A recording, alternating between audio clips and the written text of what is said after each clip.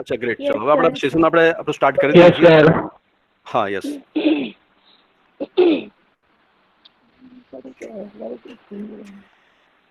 Main જે આજનો topic આપણે જે કવર કરવાનો છે એમાં કે લગભગ બધાને ફિયર હોય છે કે how to face the interview, અને ઇન્ટરવ્યુ વખતે કઈ કઈ બાબતનું આપણે ધ્યાન રાખવું જોઈએ. બરાબર છે, દરેક ઇન્ટરવ્યુ વખતે કઈ કઈ બાબતનું. આમ જનરલી શું હોય છે કે લગભગ 90% સ્ટુડન્ટ્સોને એક ફિયર હોય છે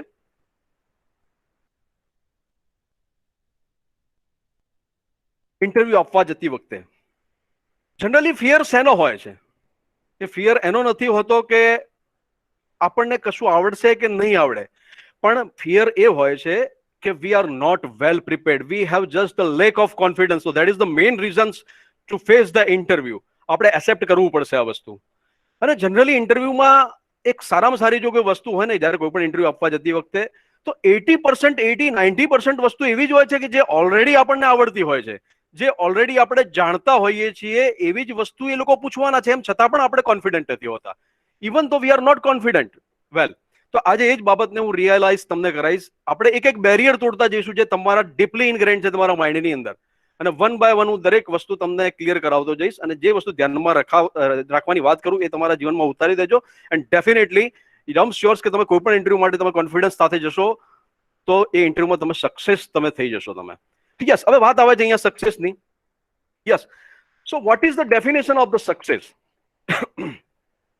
તો ડેફિનેશન જો હું વાત કરું ડેફિનેશન ઓફ ધ સક્સેસ, તો સક્સેસની એવી કોઈ ડેફિનેશન્સ છે જ નહીં. બરાબર છે. આમ જનરલી મને સક્સેસ કરતા જો કોઈ પણ વધારે ઇમ્પોર્ટન્ટ, હું થોડી ઇન્ટરવ્યુની વાત કરીશ એની પહેલા થોડી મોટિવેશનની પણ વાત કરતો રહીશ જોડે જોડે, જેથી કરીને તમને મજા આવશે, જે એની સાથે સંલગ્ન જ છે. બરાબર છે. તો સક્સેસની જો વાત કરું તો મને બેટર વસ્તુ એ લાગે છે કે સક્સેસ કરતા ફેલર, કે ઓલ ધ ફેલર્સ જે પણ હશે એ એક દિવસ સક્સેસ થવાના જ છે. જો ફેલર્સને તમે એકદમ એને નાસીપાસ થઈ જશો તમે, કે એક વસ્તુમાં તમને ફેલ મળ્યો અથવા એક વસ્તુની અંદર કોઈ વસ્તુની અંદર સક્સેસ નથી થયો, તો મારી આપણું કેરિયર ખતમ થઈ ગયું, કે હું એક ઇન્ટરવ્યુમાં ફેલ ગયો તો ત્યાં મારું બ્રેકઅપ થઈ ગયું. બરાબર છે. તો આ બધી વસ્તુ તમારા મગજમાંથી નીકાળી દેજો, કારણ કે સક્સેસની કોઈ વ્યાખ્યા નથી. Success of elevator is out of order. You have to use the stairs one step at a time. સક્સેસનું કોઈ એલિવેટર નથી કે તમે સ્વિચ દબાઈ અને તમને સફળતા મળી જશે. તમારે દરેક પગથિયે દરેક સ્ટેપે તમારે સક્સેસ મેળવવી પડશે, and then after you will get the success. All the stepping stones of the failures are it's become a success. તો આ વસ્તુ ખાસ તમારા મગજની અંદર યાદ રાખજો તમે. જ્યારે પણ હું વાત કરું છું સક્સેસની, ત્યારે દરેક લોકોના માઇન્ડમાં વસ્તુ એક જ હોય છે કે we see the resemblance of in our mirror, we see the resemblance of the other dominant personalities in our own mirror. આપણે જ્યારે પણ સક્સેસની વાત કરીએ ત્યારે આપણા જ મિરરની અંદર કોઈ બીજી પર્સનાલિટીને આપણે જોઈએ છીએ. ટાટા, બિરલા, અંબાની, જે મોટી મોટી હસ્તીઓ જે છે, તો આ બધી જે સક્સેસફુલ વ્યક્તિઓ જે છે એને જ આપણે જોઈએ છીએ. હું તમને એક સવાલ કરું અત્યારે હાલ, સિમ્પલ, કે આમાંથી કેટલા જણા સક્સેસફુલ થવા માંગે છે? તો ડેફિનેટલી એનો જવાબ હશે કે 100% લોકો, 100% જે પણ સ્ટુડન્ટ્સ અત્યારે મને લાઈવ જોઈ રહ્યા છે એ બધા જ લોકો કહેશે કે સર મારે સક્સેસફુલ થવું છે. હવે હું તમને બીજો ક્વેશ્ચન તમને હું સ્પોન્ટેનિયસ તમને કહીશ કે તમારામાંથી કેટલા છોકરા એવા માને છે, they believe that I am the successful person in the world? તો કદાચ 1 કે 2% છોકરાઓ જે હશે જે બિલીવ કરતા હશે કે yes I am successful person in the world.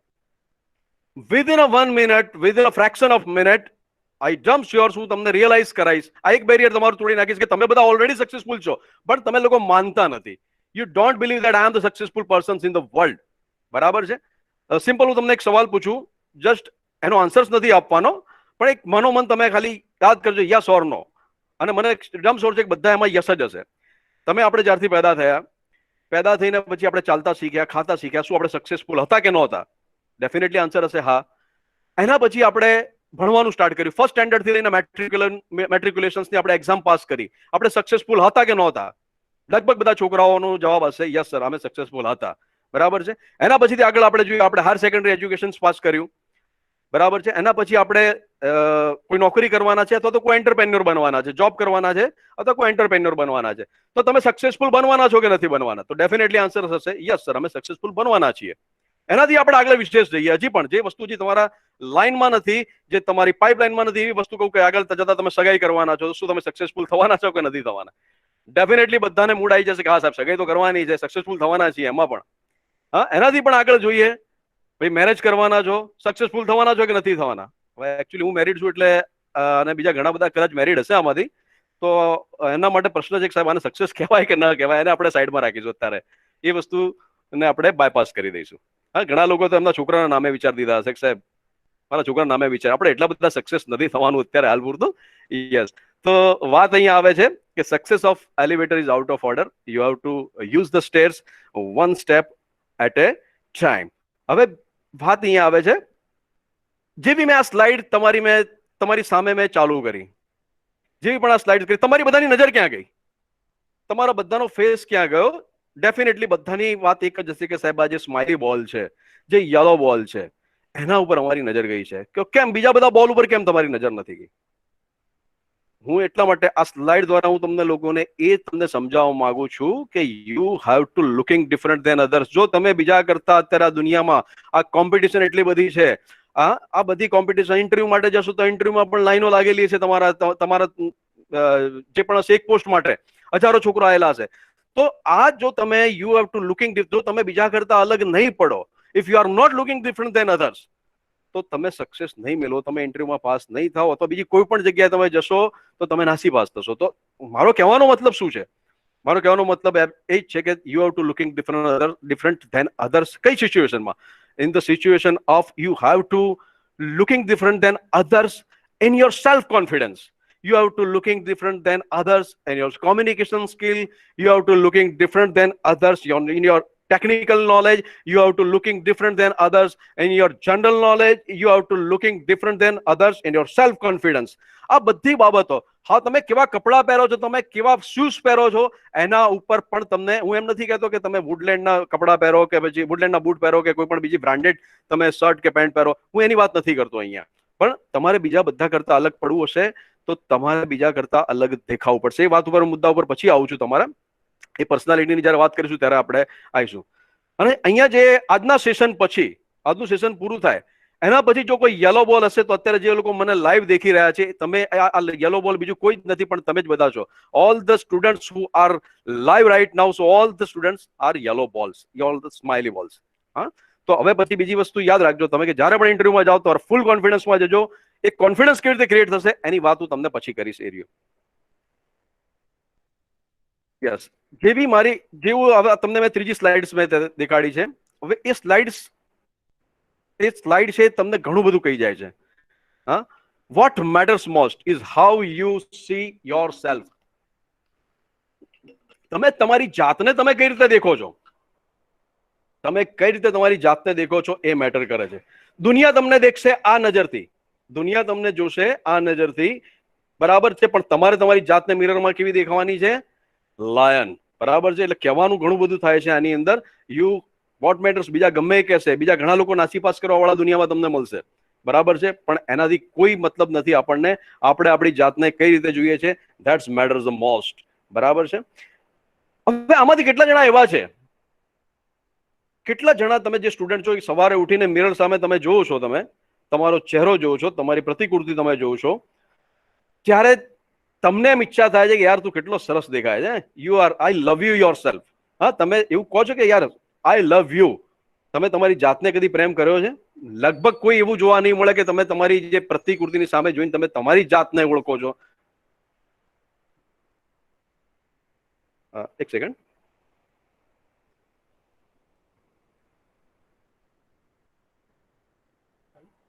કયો વિડીયો સર?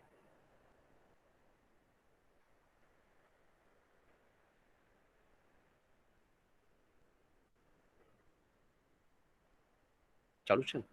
ઓકે, કોઈ પ્રોબ્લેમ નથી. ઓકે,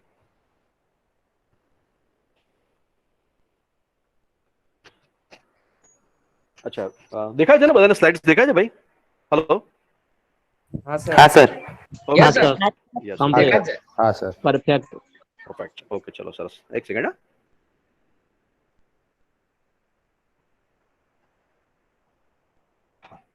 તો ત્યારે પણ તમે સવારે ઉઠો ત્યારે તમારી જાતને ઓળખો, તમારી જાતને પ્રેમ કરો. એવું નહીં કે આપણે દર્પણમાં દેખીને હું કેવો સલમાન ખાન જેવો દેખાઉં છું કે આમિર ખાન જેવો દેખાઉં છું, અથવા છોકરી હોય તો કે ભાઈ હું ઐશ્વર્યા રાય જેવું દેખાઉં. Don't compare anyone. આ વસ્તુ જીવનમાં સક્સેસ થવા માટે આટલી વસ્તુ યાદ રાખજો. આ બધી વસ્તુ તમને એટલા માટે કહું છું કે આ બધું જો કોન્ફિડન્સ તમે બિલ્ડઅપ કરશો તો એ કોન્ફિડન્સ તમારા ઇન્ટરવ્યુ માટે કામમાં લાગશે. હા, એવું નથી કે ઇન્ટરવ્યુ એક દિવસનો ઇન્ટરવ્યુ કે 10-15 મિનિટનો ઇન્ટરવ્યુ થઈ ગયો, એ 10-15 મિનિટમાં તમારું 3 થી 4 વર્ષનું આખા તમારા જીવનનું ઘડતર એ લોકો માપી લેશે. હા, જયારે ગુજરાત પબ્લિક સર્વિસ કમિશનની જયારે કોઈ એક્ઝામ તમે આપવા માટે જતા હો છો, તમને જગ્યાએ હજી મોકો નહીં મળે, પણ જયારે મોકો મળશે હજી પણ, બરાબર છે, ત્યારે અથવા યુપીએસસી ની કોઈ પણ ઇન્ટરવ્યુ માટે જાઓ છો ત્યારે એક માણસ નથી હોતા, તમારું ટેકનિકલ નોલેજ જે હોય છે એનો પણ એક્સપર્ટ બેઠેલો હોય છે, પછી તમારી જે બોડી લેંગ્વેજ જે છે એનો પણ એક એક્સપર્ટ બેઠેલા હોય છે, પછી એક મનોવૈજ્ઞાનિક પણ બેઠેલા, આવા બધા અલગ અલગ ડોક્ટર્સ પણ બેઠેલા હોય છે જે તમને ઉપરથી લઈને નીચે સુધી જજ કરી લેશે, તમારી બોડી લેંગ્વેજ ઉપરથી જજ કરી લેશે કે આ ભાઈ કેટલામાં છે અને કેવી તૈયારી કરીને આવ્યા છે. તો આ વસ્તુ ખાસ યાદ રાખજો તમે, બરાબર છે. તો બીજા તમારી જાતને કમ્પેર એવી રીતે કરજો ફૂલ કોન્ફિડન્સ સાથે, ક્યારે બીજા કોઈની સાથે કમ્પેરિઝન કરવાની વાત આવતી જ નથી આની અંદર. Is that clear? તો what matters most is how you see yourself. હવે વાત કરીએ છીએ અહીંયા, હું એક બહુ સરસ વાત કરવા માંગુ છું, જો કે અત્યારે ઓફલાઈન હોત તો તમને એક સરસ એક્સરસાઇઝ તમને કરાવશું. Always be with present mind. જ્યારે પણ તમે ઇન્ટરવ્યુ માટે જાઓ છો, કોઈ પણ ઇન્ટરવ્યુ માટે જાઓ છો, ત્યારે તમારું જે માઇન્ડ જે છે એ પ્રેઝન્ટ હોવું જોઈએ. Always be present. જે લોકો માઇન્ડ કન્કેર કરી લીધું, જે લોકો માઇન્ડ ઉપર કંટ્રોલ કરી લીધો, એને આખી દુનિયા જીતી લીધી. એની એક્સરસાઇઝ જે હું તમને જો અત્યારે ઓફલાઈન તમે બધા મારી સમક્ષ હોત, તમે બધા તો હું એક્સરસાઇઝ કરાવત તમને કે કઈ રીતે માઇન્ડ પ્રેઝન્ટ રાખી શકાય, બરાબર છે. એનીવે, આપણે એ વસ્તુને અત્યારે બાયપાસ કરીએ છીએ, પણ એક આપણું જે 1.5 કિલોગ્રામનું જે આપણું માઇન્ડ જે છે, જેમાં 10⁻12 જેને 100 અબજ કરતા પણ વધારે બ્રેઇન સેલ્સ છે, જેને નર્વ્સ કહેવામાં આવે છે, બરાબર છે. તો એ બ્રેઇન્સની અંદર રોજના 10,000 થોટ્સ આવતા હોય છે. એટલે આપણું માઇન્ડ ડેફિનેટલી ક્યાંક ને ક્યાંક ચાલુ ઇન્ટરવ્યુમાં અથવા કોઈ પણ કામ કરતા હોય લેક્ચરમાં આપણું માઇન્ડ ક્યાં જતું રહે છે? આઉટ ઓફ ટોપિક જતું રહે છે, ક્યાંય ને ક્યાંય જતું રહે છે આપણું માઇન્ડ. તો જે લોકો માઇન્ડ પર, એટલે અહીંયા જયારે પણ ઇન્ટરવ્યુ માટે જતા હો તો ત્યારે સૌથી પહેલું કામ છે તમારે પ્રેઝન્ટ માઇન્ડ સાથે જવાનું છે. એક જો સામેવાળા ઇન્ટરવ્યુઅર આપણને કોઈ પણ સવાલ પૂછે તો એને તરત પકડી લેવાનું છે. જો તમારી બોડી લેંગ્વેજ એ ટાઈમે એમ થઈ ગઈ કે મને ખબર નથી, યસ સર, હા, એવું જો તમે કહી લીધું વચ્ચે, please sir repeat the question, આવો ક્વેશ્ચન કહી લીધો, મતલબ એ લોકો તમને જજ કરી લેશે કે તમારું માઇન્ડ અત્યારે પ્રેઝન્ટ નથી, બરાબર છે. તો આ વસ્તુ ખાસ યાદ રાખજો તમે લોકો. એક સરસ હું તમને એક વાત કહેવા માંગુ છું, જે મેં અહીંયા સ્લાઇડ મૂકેલી છે, એમાં એક નીચે છે વોટ કમ્સ ફર્સ્ટ, હેન ઓર એગ. એક સરસ વાત, એક સ્ટોરી તમને કહેવા માંગુ છું આના માટે. એક ઇન્ટરવ્યુઅર, એક છોકરો લગભગ સ્ટુડન્ટ હતો, એને ઇન્ટરવ્યુના લગભગ બધા ફેઝ પાસ કરી લીધા હતા, એને રિટન ટેસ્ટ પાસ કરી લીધો, એને ગ્રુપ ડિસ્કશન પાસ કરી લીધું, બરાબર છે, બીજા બધા જે ફેઝ હતા પાસ કરી લીધા એને. હવે છેલ્લે એક ફેઝ બાકી હતો જેની અંદર ઇન્ટરવ્યુઅરે પૂછ્યું, my dear students, you have completed all the phase, very good, you are very enthusiastic, you are very industrious, but this is the last phase of the interview. In this phase I will ask you one questions, and in one questions there are having the two options. One option is that I will ask you two simple question, or I will ask you the one very difficult question. If you give the satisfactory answer of these questions, I will give you the offer letter of 10 lakhs per annum. છોકરો એકદમ ready હતો sir, એને તરત જ without હેઝિટેશન્સ એને કહી દીધું કે સાહેબ, I want to go with the option 2. Please ask me one very difficult question. I don't want to go with the two very simple questions. એટલે અહીંયા દેખો, જે કંપની વાળા હોય છે, જે મલ્ટીનેશનલ કંપની વાળા છે, જજ કરે છે કે તમે કેવી ઓપોર્ચ્યુનિટી લેવા માંગો છો. જે આ ક્વેશ્ચન કરીને, એ છોકરો તો ઓલરેડી સિલેક્ટ થઈ ગયેલો હતો, પણ એ ફક્ત એનો કોન્ફિડન્સ જોવા માંગતો હતો કે કેવી ઓપોર્ચ્યુનિટીઝ એ લેવા માંગે છે. તરત જ એને ઓપોર્ચ્યુનિટીઝ જેવી તેવી સહેલી ઓપોર્ચ્યુનિટીઝ એને સ્વીકાર જ ના કરી. એને શું કીધું કે I want to go with option 2. Ask me one very difficult question. Okay, ઇન્ટરવ્યુએ પૂછ્યું કે okay, let's start. The very difficult question is that what comes first, hen or egg? Without any hesitation and without a fraction of second, he told, sir, hen. જે student હતો એને કહી દીધું સાહેબ, મરઘી પહેલા આવી હતી. એટલે તરત જ પેલાનું રિએક્શન, જે ઇન્ટરવ્યુ લેતો હતો એનું રિએક્શન કેવું હતું કે કેમ હેન કેમ પહેલા આવી, એગ કેમ પહેલા ના આવ્યું? કે sir, it is none of your business. આ તમારે પ્રશ્ન પૂછી ના શકો, કારણ કે તમે મને કમિટમેન્ટ કર્યું હતું ફક્ત એક જ હાર્ડ ક્વેશ્ચન પૂછીશ. દેખો અહીંયા પ્રેઝન્ટ માઇન્ડ દેખો તમે, એ છોકરાનું, એ સ્ટુડન્ટનું. તમે એક જ ક્વેશ્ચન મને હાર્ડ પૂછવાનું કીધું તો મેં એનો જવાબ આપી દીધો. Now please give me the offer letter. તમે મને 10 લાખ રૂપિયાનું, મને જે મારો જે મંથલી સેલરી છે એનો મને ઓફર લેટર આપ. તો આ વસ્તુ જે છે શીખવાની છે. મેં હમણાં જ એક પિક્ચર મેં દેખ્યું હતું, ગુંજન સક્સેના. કદાચ તમે લોકોએ પણ પિક્ચર, બહુ સરસ પિક્ચર છે, ફિલ્મ છે ગુંજન સક્સેના. ગુંજન સક્સેના એક લેડી પાયલોટ છે, જે ફર્સ્ટ લેડી પાયલોટ બનેલી હતી. એને ઇન્ટરવ્યુ માટે ગઈ ત્યાં, અને લગભગ બધા એની કમ્પેરમાં બધા ઘણા બધા લોકો ઇન્ટરવ્યુ માટે આવેલા હતા. તો બારી પાસે જઈ, ઊંચે ફર્સ્ટ સેકન્ડ ફ્લોર ઉપર બારી હતી, અને ત્યાંથી જે ઇન્ટરવ્યુ લેતા હતા એમને કીધું કે જમ્પ કરો. એટલે જે પહેલી છોકરી હતી અથવા બીજો જે છોકરો હતો એ કે સર આટલા ઉપરથી તો જમ્પ કરાતું છે, મરી જવાય તો. કે સાહેબ મારે ઇન્ટરવ્યુ નથી આપવું, હું તો જતો રહીશ. બરાબર છે. બીજાને પૂછ્યું કે ભાઈ તું જમ્પ કર. કે ના સર અહીંથી જમ્પ ના થાય, મને બીજો કોઈ પણ સવાલ પૂછો તો બીજું કંઈ પણ કામ કરો હું કરી લઈશ, બાકી હું જમ્પ નહીં કરું. બરાબર છે. ગુંજન સક્સેના જયારે આવી, એને કીધું જમ્પ કરો, તો એને શું કર્યું, એને ટેબલ ઉપર જમ્પ કરી લીધું. દેખો અહીંયા પ્રેઝન્ટ ઓફ માઇન્ડ છે. અહીંયા એ લોકો એ જ દેખવા માંગે છે કે તમારું માઇન્ડ કેટલું પ્રેઝન્ટ છે. બરાબર છે. તો એને ટેબલ ઉપર જમ્પ કરી લીધું અને સિલેક્શન થઈ ગયું એનું, એ ગુંજન સક્સેનાનું. તમે પિક્ચર દેખ્યું તો તમને ખ્યાલ હશે. હા, એવું તમને ઇન્ટરવ્યુ જે લેતા હતા એવું તો નથી કીધું તમે બારીમાંથી બહાર કૂદકો મારી દો તમે. હા, જમ્પ કરવાનું કીધું તો એને જમ્પ કરી લીધું. So that is the present of mind. Yes. તો આ વસ્તુ તમે ખાસ ધ્યાન રાખજો જ્યારે પણ તમે ઇન્ટરવ્યુ માટે જતા હો ત્યારે. બરાબર છે. Is it clear? હવે આપણે બીજી સ્લાઇડો ઉપર જઈએ એની પહેલા હું થોડી હવે વાતચીત કરી લઈશ. હા, discussion points for the job. હા, યસ. સૌથી પહેલું જે આવે છે એની અંદર જ્યારે ડિસ્કશન આપણે કરતા હોઈએ, જ્યારે હું જોબની કોઈ પણ વાત કરતો, સૌથી પહેલું આવે છે રિઝ્યુમ પ્રિપેરેશન્સ. બધા જ છોકરાઓને ખબર હોવી જોઈએ કે ભાઈ રિઝ્યુમ કઈ રીતે બનાવાય. આ બહુ ઇમ્પોર્ટન્ટ છે. કારણ કે 90%, કારણ કે મારો તો અનુભવ છે, 90% છોકરાઓ જ્યારે ઇન્ટરવ્યુ માટે આવતા હોય છે, જેટલા પણ મેં કેમ્પસ ઇન્ટરવ્યુ અહીંયા કરાયા અથવા તો બહાર પણ મેં ઓબ્ઝર્વ કર્યું છે, બરાબર છે, એ ટાઈમે 90% છોકરા આવે છે જેમને રિઝ્યુમ પ્રત્યે કોઈ લગાવ જ હોતો નથી. એક બનાવવા ખાતર બનાવી દીધો રિઝ્યુમ. બરાબર છે. એક ખાલી બનાવવા ખાતર બનાવી દીધો. રિઝ્યુમમાં શું શું લખેલું છે એ ફક્ત જે એની જે કોલેજનું નામ છે, આ છે, તે છે, બધું લખે. પણ એની એક પદ્ધતિ હોવી જોઈએ, લખવાની પણ એક પદ્ધતિ હોવી જોઈએ રિઝ્યુમની, અને રિઝ્યુમને સમજવાની પણ પદ્ધતિ હોવી જોઈએ. અને રિઝ્યુમનું એક અક્ષર પહેલાથી સ્ટાર્ટ કરો અને લાસ્ટ સુધી તમે શું લખેલું છે એની આખી હિસ્ટ્રી તમને ખબર હોવી જોઈએ.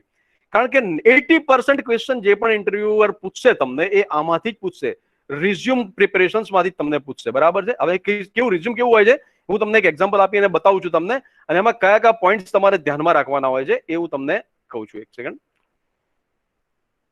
હા, જસ્ટ 1 સેકન્ડ.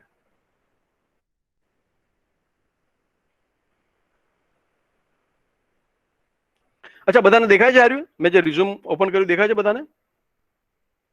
Yes sir. હા સર. Yes, great. હવે દેખો આપણે વાતચીત કરીશું અહીંયા રિઝ્યુમ પ્રિપેરેશન્સની.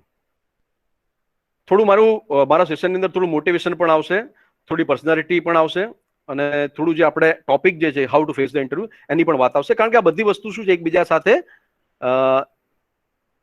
કમ્બાઈન છે, એટલા માટે આ બધી વસ્તુની મારે ચર્ચા કરવી પડશે તમારી જોડે.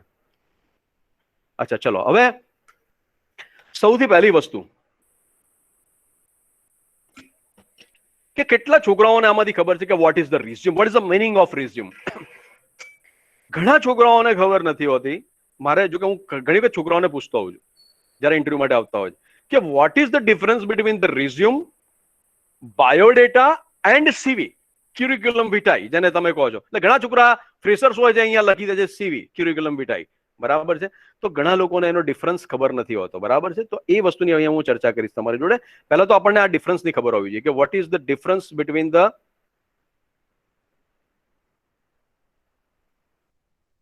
Resume, CV and biodata. હા, વોટ ઇઝ ધ ડિફરન્સ? તો રિઝ્યુમ કોનું હોઈ શકે? રિઝ્યુમ એનું જ હોઈ શકે જે ફ્રેશર્સ છે, જે અત્યારે ગ્રેજ્યુએટ થઈ અને હવે બહાર પડ્યો છે જોબ લેવા માટે, જોબ સીકર છે, એનું રિઝ્યુમ હોય. અને રિઝ્યુમ હંમેશા એક જ પેજનું હોય. આટલી વસ્તુ યાદ રાખજો, જ્યારે તમે અહીંથી બહાર પડશો ગ્રેજ્યુએટ થઈને ત્યારે એક કરતા વધારે પેજ ન હોવું જોઈએ રિઝ્યુમનું. બરાબર છે. કારણ કે આ વસ્તુ એ લોકો દેખતા હોય છે કે છોકરો ધારો કે 2-3 પેજનું લઈને આવે બનાવીને, આખા ગામની બધી હિસ્ટ્રી એમાં ઠોકી દે. બરાબર છે. અને જે અચીવમેન્ટ લખેલા બધા ઠોકી દે. પણ એ વસ્તુ આની અંદર ન થવી જોઈએ રિઝ્યુમની અંદર. રિઝ્યુમમાં ફક્ત તમારી ઇન્ફોર્મેશન હોવી જોઈએ. કારણ કે અત્યારે તમે કોઈ એવા અચીવમેન્ટ તો તમે કરેલા નથી, તો અચીવમેન્ટ અંદર હોય નહીં, કારણ કે ફ્રેશર્સ તરીકે. બરાબર છે. એટલે બ્રીફ અને કન્સાઇઝ. દેખો, resume is a 1 or 2 page summary of while is brief and concise. No more than a page or two. એક પેજ કરતા વધારે હોવું જોઈએ વધારે ના જોઈએ, બરાબર છે. અને એમાં શું હોય, હવે દેખો ક્યુરિક્યુલમ વિટાઈ શું હોય છે, what is the CV, and CV includes the summary of your educational. સીવીમાં રિઝ્યુમ આવી જાય છે. સીવી ઇન્ક્લુડ્સ ધ રિઝ્યુમ, બરાબર છે, educational and academic backgrounds as well as the teaching and research experience, your publications, if you have your presentation, awards, honors, affiliations. જ્યારે તમારો 5-6 વર્ષનો experience થઈ જાય, 3-4 વર્ષનો એક્સપિરિયન્સ થઈ જાય, ત્યારે તમારું સીવી બને. એટલે જ્યારે પણ ફ્રેશર્સ હો ત્યારે યાદ રાખજો કે તમારે શું લખવાનું છે, ઉપર રિઝ્યુમે લખવાનું છે, સીવી નથી લખવાનું, ક્યુરિક્યુલમ વિટાઈ નથી લખવાનું. નહીતર જો હોશિયાર તમારો જો હશે, ઇન્ટરવ્યુ લેતો હશે, એ તમને અહીંયા પહેલી જ વસ્તુમાં પકડી લેશે કે છોકરો એટલો ઇન્ટેલિજન્ટ છે નહીં, એને એ જ ખબર નથી કે એને જે વસ્તુ લખી છે, રિઝ્યુમની જેને ખબર નથી, બરાબર છે. અચ્છા, હવે બાયોડેટા કોનો હોઈ શકે? બાયોડેટા કોનો હોઈ શકે? યસ, તો બાયોડેટા, રિઝ્યુમની ખબર પડી ગઈ તમને, સીવી ની ખબર પડી ગઈ. હવે બાયોડેટા એટલે શું? ઘણા લોકો શું લખતા હોય છે, અહીંયા બાયોડેટા લખી દેતા હોય છે. તો બાયોડેટા જ્યારે પણ તમે ઇન્ટરવ્યુ માટે જાઓ, જો કોઈ મલ્ટીનેશનલ કંપની તો તમને ત્યાંનો ત્યાં જ નીકાળી દેશે જો તમે ઉપર બાયોડેટા લખેલું હશે. એટલી વસ્તુ યાદ રાખજો તમે.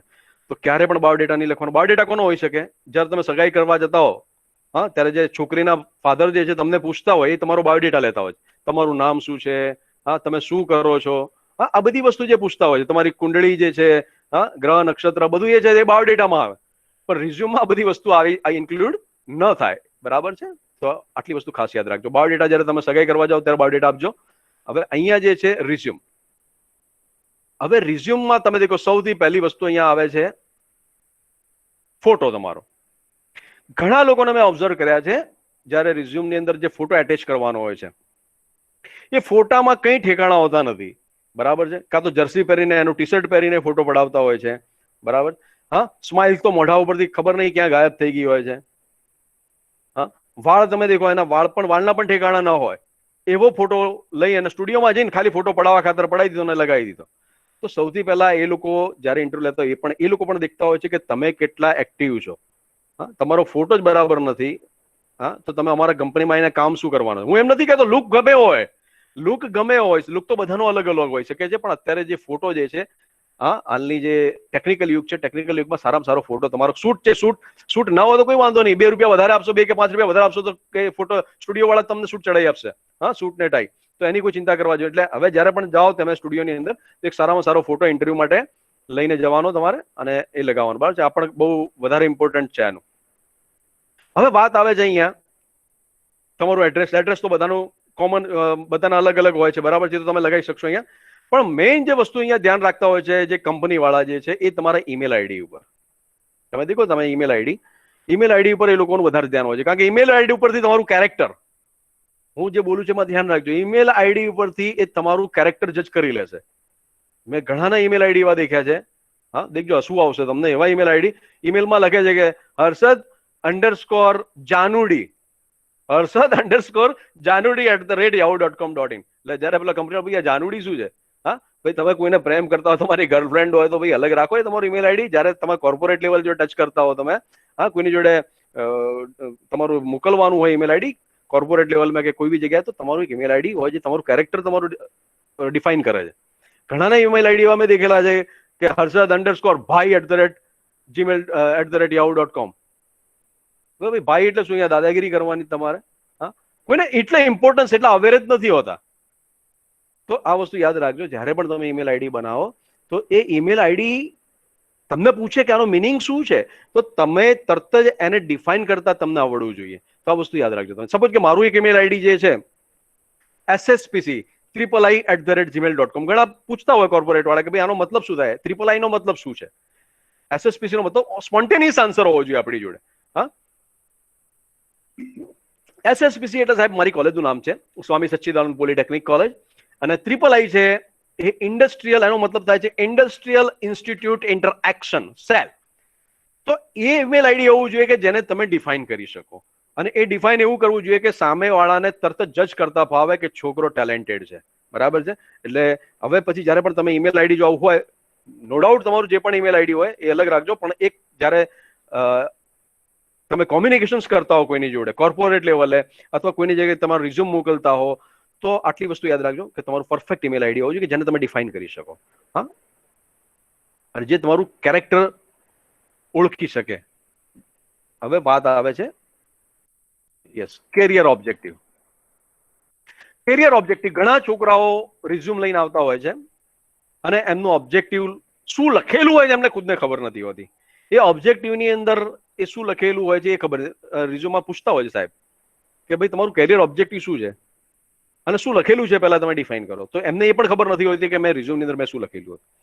તો એક વસ્તુ યાદ રાખજો, જ્યારે પણ તમે કેરિયર ઓબ્જેક્ટિવ્સ તમે લખતા હો તો તમને એની પૂરેપૂરી ડેફિનેશન્સ ખબર હોવી જોઈએ. તમે શું લખ્યું છે એની પૂરેપૂરી જાણકારી હોવી જોઈએ, બરાબર, જેથી કરીને તમને ડિફાઇન કરતા ફાવે એની અંદરથી જ, બરાબર છે. અધરવાઇઝ જો તમે જવાબ નહીં આપી શકો તો તેના તે તમને રિજેક્ટ કરી દેશે.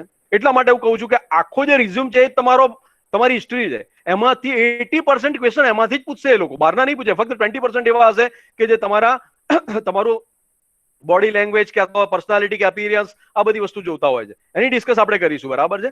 અચ્છા, તો કેરિયર ઓબ્જેક્ટિવ માં તમારે બહુ સરસ ઓબ્જેક્ટિવ ભારી વર્ड्स फेंकने का. હા, પેલું આવે છે ને મુન્નાભાઈ MBBS નું સર્કિટ કહે છે ને, અભી बहुत भारी वर्ड फेंकने का. ऐसे वाट लगी नहीं बोलने का, दुर्गति हो गई ऐसा बोलने का. હા, તો જે પણ ભારે વર્ડ્સ ફેંકો પણ એને ડિફાઇન કરતા તમને આવડવા જોઈએ. યસ. હવે જે એના પછીનો જે મુદ્દો જે છે રિઝ્યુમ ની અંદર એ તમારું છે એજ્યુકેશનની અંદર તમારી બધી હિસ્ટ્રી અંદર આવી જવી જોઈએ. ફક્ત વાંચીને એમને ખબર પડી જોઈએ. તમારું જે બેચલર ઓફ એન્જિનિયર છે, ડિપ્લોમા કરેલું છે, HSC કરેલું છે, 1 by 1 જે સૌથી હાઈએસ્ટ ડિગ્રીઓ પહેલા મૂકો, એના પછી 1 by 1 નીચે તમે જે SSC લેવલનું જે મેટ્રિક્યુલેશન છે એ તમે લોકોને કઈ કોલેજમાંથી પાસ કરેલું. હવે LD કોલેજમાંથી સપોઝ કે એન્જિનિયરિંગ પાસ કર્યું, હવે જે ઇન્ટરવ્યુ લે છે એને સવાલ થઈ ગયો કે ભાઈ LD કોલેજનું આખું નામ શું છે એમ પણ પૂછી શકે. સર LD કોલેજનું નામ છે Lalbhai Dalpatbhai college of engineering. અચ્છા, એ ક્યારે એસ્ટાબ્લિશ થઈ હતી એવું પણ પૂછી શકે, બરાબર છે. અને કેટલા વર્ષ થઈ ગયા એ કોલેજને, તો જો હિસ્ટ્રી તમને ખબર નહીં હોય, મતલબ કે તમે 3-4 વર્ષ જે કોલેજમાં ભણેલા છો એની હિસ્ટ્રી તમને ખબર નથી, બરાબર. કેટલી બ્રાન્ચ ચાલે છે, હવે ઘણા બધા સવાલો છે જે કરી શકે તમને. એટલે જ યાદ રાખજો કે જ્યારે પણ તમે અહીંયા સ્કૂલ કે કોલેજને પણ તમે ડિફાઇન કરતા હો તમારી, તો એ કોલેજનો ઇતિહાસ તમને ખબર હોવો જોઈએ. ગવર્મેન્ટ પોલિટેકનિક ભુજ એમ પણ પૂછે કે ભુજમાં શું છે, ફેવરેટ શું છે, અથવા જે પેલો અર્થક્વેક આવ્યો હતો કચ્છની અંદર, એ કચ્છની કયા વર્ષની અંદર આવ્યો. હા, બધા સવાલો પૂછી શકે છે. એટલે જે પણ લખો છો એની આખી હિસ્ટ્રી તમને ખ્યાલ આવવી જોઈએ. જે છોકરાઓ ખરેખર એને જ્યારે પૂછવામાં આવે છે ત્યારે એ લોકો રેડી નથી હોતા, પ્રિપેર નથી હોતા અને ફાઇનલી રિજેક્ટ થઈ જતા હોય છે. યસ. તો પાછી તો board, university, year of passing છે, તમે કેટલા પર્સન્ટેજ છે એ પણ સ્પોન્ટેનિયસ ભલે તમારા રિઝ્યુમમાં લખેલું પણ તમને ખુદને ખબર હોવા જોઈએ કે તમારા પર્સન્ટેજ કેટલા છે. ઘણા લોકો તો એ પણ ખબર નથી હોતી કે કેટલા પર્સન્ટેજ છે. હા, રિઝ્યુમમાં દેખીને કહે છે કે મારા આટલા પર્સન્ટેજ હતા. તો અહીંયા તમારું જે કહેવાય ને કે ઓબ્ઝર્વેશન જે છે, તમારું લેક ઓફ અવેરનેસ છે, હા, પ્રેઝન્સ ઓફ માઇન્ડ છે, આ કોઈ તમારું અહીંયા હાજર નથી. આનો મતલબ એવો થાય છે અને એ લોકોને ચાન્સ મળી જશે તમને રિજેક્ટ કરવાનો. હવે પર્સનલ ડિટેલ્સ તો બધાને ખબર છે કે ડેટ ઓફ બર્થ છે તમારું, જેન્ડર જે છે, નેશનાલિટી, આ તો બધું અંદર જે કોમન વસ્તુ જે છે. લેંગ્વેજ તમે જે જાણતા હોય લખવાની છે, રિલિજન, પ્રોજેક્ટ, યસ, આ પ્રોજેક્ટ અથવા જે તમે ઇન્ટર્નશિપ જે તમે જગ્યાએ ટ્રેનિંગ લીધેલી છે એનો પણ ઇતિહાસ તમને ખબર હોવો જોઈએ. ફક્ત તમારો પ્રોજેક્ટનું ટાઇટલ બોલી અથવા 2-4 શબ્દો બોલીને રહેવા દેશો, કારણ કે એમાંથી પણ એ લોકો ક્વેશ્ચન પૂછશે. એટલે એનો ઇતિહાસ તમને ખબર હોવો જોઈએ. જે પ્રોજેક્ટ કરેલો છે એની બ્રીફ માહિતી તમારી જોડે હોવી જોઈએ. એનું પ્રેઝન્ટેશન પણ તમારી જોડે રેડી હોવું જોઈએ, કારણ કે ઘણી વખત પૂછતા હોય. જ્યારે એક્સપિરિયન્સ તો તમારી જોડે ત્યારે શરૂઆતમાં ફ્રેશર્સ હશો એટલે કોઈ જાતનો એક્સપિરિયન્સ હશે જ નહીં. જે તમારી કોમ્પ્યુટર સ્કિલ છે, કોમ્પ્યુટર સ્કિલમાં પણ MS Word, Excel, PowerPoint, internet, તમારું ઓટોકેડમાં પણ તમે લેટેસ્ટમાં લેટેસ્ટ કયું જાણો છો, આ બધી વસ્તુની માહિતી, એની હિસ્ટ્રી તમને ખ્યાલ હોવી જોઈએ. Soft skill and personal skill. હવે બીજી વસ્તુ અહીંયા આવે છે ખાસ, દેખો, હોબી. ઘણા લોકો અહીંયા લોચા મારતા હોય છે. હોબીઝ હવે લખવા ખાતર લખી દે સાહેબ, હોબીઝમાં મને સ્પોર્ટ્સ પસંદ છે, મને સાહેબ મને રીડિંગ પસંદ છે, ખાલી લખવા ખાતર લખી દેતા હોય. પણ એમાંથી એ 1 કલાક ફક્ત આટલા વર્ડ્સ ઉપરથી તમારો ઇન્ટરવ્યુ 1 કલાક ખેંચી શકે છે, બરાબર છે. એટલે જ્યારે પણ તમે હોબીઝ લખતા હો ત્યારે એવી હોબીઝ લખજો કે જે ખરેખર તમે જાણો છો વસ્તુની અંદર. સ્પોર્ટ્સની અંદર તમે લખી દીધું સ્પોર્ટ્સ, તો તમને પહેલો ક્વેશ્ચન એ પૂછી શકે કે ભાઈ સ્પોર્ટ્સમાં તમને શું પસંદ છે, તો સ્વાભાવિક તમે કહેશો સ્પોર્ટ્સમાં મને ક્રિકેટ પસંદ છે. અચ્છા, તમને એમ પૂછે કે ભાઈ લેટેસ્ટમાં અત્યારે કયા ખેલાડીએ મતલબ રિઝાઇન આપી દીધું, બરાબર છે, કે જેમને નિવૃત્તિ લઈ લીધી, એવો પણ પ્રશ્ન પૂછી શકે, બરાબર. તો મહેન્દ્રસિંહ ધોનીએ લઈ લીધી, આ બધાને ખબર હોવી જોઈએ. જો તમને ઇન્ટરેસ્ટ હોય સ્પોર્ટ્સની અંદર, પર્ટિક્યુલરલી ક્રિકેટની અંદર ઇન્ટરેસ્ટ હોય, તો એને લગતા ઘણા બધા સવાલ એ લોકો પૂછી શકે છે, બરાબર. રિસેન્ટલી તાજેતરમાં કઈ મેચ થઈ ગઈ, એમાં શું આવ્યું, આ બધી વસ્તુ પૂછી શકે છે. કલ્ચરલ નું હોય તો તમને એની પણ હિસ્ટ્રી પૂછી શકે છે, રીડિંગ નું હોય તો તમને એમ પૂછે કે ભાઈ તમને રીડિંગ કઈ કઈ બુકો રીડ કરી, એના ઓથર કોણ છે, એ પણ પૂછી શકે તમને. એટલે જ્યારે પણ તમે ઇન્ટરવ્યુ માટે જાઓ, એટલા માટે હું ખાસ તમને લોકોને રિક્વેસ્ટ કરું છું કે તમારો રિઝ્યુમ એ તમારી આઈડેન્ટિટી છે. તમારો રિઝ્યુમ એમાંથી 80% સવાલ જે છે, 80% ક્વેશ્ચન જે છે એ તમારા રિઝ્યુમમાંથી જ પૂછશે એ લોકો, બરાબર છે. એટલે જે પણ વસ્તુ તમે રિઝ્યુમ બનાવો એ અપ ટુ ડેટ બનાવો, પરફેક્ટ બનાવો, એક એક વર્ડ્સને ડિફાઇન કરતા તમને આવડવું જોઈએ. એના પછી આવે છે area of interest, area of job interest. તો તમારો જે પણ ઇન્ટરેસ્ટ હોય તમારે અંદર સ્પેસિફાય કરવાનો, કેમ ઇન્ટરેસ્ટ છે, શું છે, આવો પણ સવાલ થઈ શકે. તો એ સવાલ તમારે બનાવવા પડશે, જાતે બનાવવા પડશે, ને એનો આન્સર્સ પણ તમારે જાતે ખોલવો પડશે. Is it clear? તો આ થઈ ગયો એક રિઝ્યુમ પ્રિપેરેશન્સની વાતચીત થઈ ગઈ. એના પછી હવે આપણે જોઈએ, હા યસ, આ વસ્તુ થઈ ગઈ. હવે આવે છે બીજી વસ્તુ, આવે છે ડ્રેસિંગ. Yes, dressing. જ્યારે તમે ઇન્ટરવ્યુ માટે જતા હો છો ત્યારે ડ્રેસિંગ તમારો કેવો હોવો જોઈએ, આ વસ્તુ પણ બહુ ઇમ્પોર્ટન્ટ વસ્તુ છે. કારણ કે મલ્ટીનેશનલ કંપની છે, અથવા GPSC Gujarat public service commission છે, કે યુપીએસસી ની કોઈ પણ કંપની જશો તો એ લોકો તમારું કેરેક્ટર, એ તમે કેવા કપડાં પહેરો છો એના ઉપર પણ જજ કરી લેશે. ઘણા લોકો મેં ઓબ્ઝર્વ કર્યા છે કે ટી શર્ટ પહેરીને ઇન્ટરવ્યુ માટે આવે છે, હા, પછી જીન્સનું પેન્ટ પહેરીને ઇન્ટરવ્યુ માટે આવે છે. ઘણી વખતે પગની અંદર બૂટ્સ, આમ જનરલી શું પાર્ટી શૂઝ જ હોવા જોઈએ તમારા ઇન્ટરવ્યુ માટે જતા હોય ત્યારે, બ્લેક કલરના. પણ એ શૂઝ નથી, એની જગ્યાએ સ્પોર્ટ શૂઝ હોય છે, ઘણાને ચંપલ પહેરીને આવતા હોય છે ઇન્ટરવ્યુ માટે. આવા લોકોને તો ઘણી વખત મેં બહારથી જ કાઢી મૂકેલા છે. મારો કોલેજનો સ્ટુડન્ટ હોય તો અમે બહારથી કાઢી મૂકેલા છે. ભાઈ રહેવા દે, કોઈ ઇન્ટરવ્યુ આપવાની જરૂર જ નથી તારી. કારણ કે અંદરથી ઇન્સલ્ટ કરે બેટર છે કે હું તને અહીંથી કાઢી મૂકું. અંદરથી જો સાહેબ તમને કાઢી મૂકશે એના કરતા બેટર જે છે કે તમે જ અહીંથી જતા રહો, બરાબર? કારણ કે મારી કોલેજ અહીંયા બદનામ થાય છે. તો એટલે યાદ રાખજો કે જ્યારે પણ તમે ઇન્ટરવ્યુ માટે જાઓ ત્યારે તમારું જે ડ્રેસિંગ છે, એક સિમ્પલ નેવી બ્લુ કલરનો શર્ટ અને બ્લેક પેન્ટ અને પાર્ટી શૂઝ. હું એમ નથી કહેતો કે કોઈ બ્રાન્ડેડ તમે કપડા લાવો, 200-300 રૂપિયાનો શર્ટ આવી જાય છે. હા, તમારું જે બ્લેક કલરનું જે પેન્ટ છે એ 500-700 રૂપિયાનું પેન્ટ આવે છે, અને 200-300 રૂપિયાના શૂઝ આવી જાય છે, પાર્ટી શૂઝ. તો એક સ્પેશિયલ તમે આના માટે ઇન્ટરવ્યુ માટે એક જોડી કપડાં તમારા અલગથી જ રાખો. જ્યારે પણ તમે ઇન્ટરવ્યુ માટે જાઓ તમારી પર્સનાલિટી ત્યાં પડવી જોઈએ. હા, ઘણા લોકો દેખો આવી રીતે ઓપન શર્ટ કરીને જતા હોય છે આવી રીતે, તો અહીંયા તમને સીધા જ કંપની વાળા તમને જજ કરી લેશે કે છોકરો કોઈ ઇન્ટરેસ્ટેડ નથી, બરાબર છે. જે છોકરો એના પોતાનું ધ્યાન નથી રાખી શકતો, પોતાને અપ ટુ ડેટ નથી રાખી શકતો, એ મારી કંપનીને કઈ રીતે અપ ટુ ડેટ રાખશે, બરાબર છે. હા, આવું પણ ક્યારે પણ ના હોવું જોઈએ. એક પરફેક્ટ સૂટ હોય તો બેસ્ટર છે કે સૂટ અને ટાઈ પહેરીને જાઓ તમે, અને સૂટ ને ટાઈ ના હોય તો ફોર્મલ પણ એક જોડી કપડા તમારા હોવા જોઈએ, લાઈક ધીસ. હા, આ perfect, it's a perfect dressing, perfect હોવું જોઈએ તમારું. Who would you hire? તમને કોણ હાયર કરશે આવું ટી શર્ટ અને જીન્સ? અને દેખો માથાના વાળ તો દેખો ભાઈના, યસ. તો તમને કોઈ એ ટાઈમે હાયર કરશે નહીં. એટલે ઘણા લોકોને હું મારે પૂછવાનું, છોકરાને હું પૂછતો હોઉં છું ઇન્ટરવ્યુ માટે આવતા હોય છે ત્યારે, કે તમે લોકો યાર કેમ તમે જીન્સનું પેન્ટ પહેરીને આવો છો કે ટી શર્ટ પહેરીને આવો છો, બરાબર?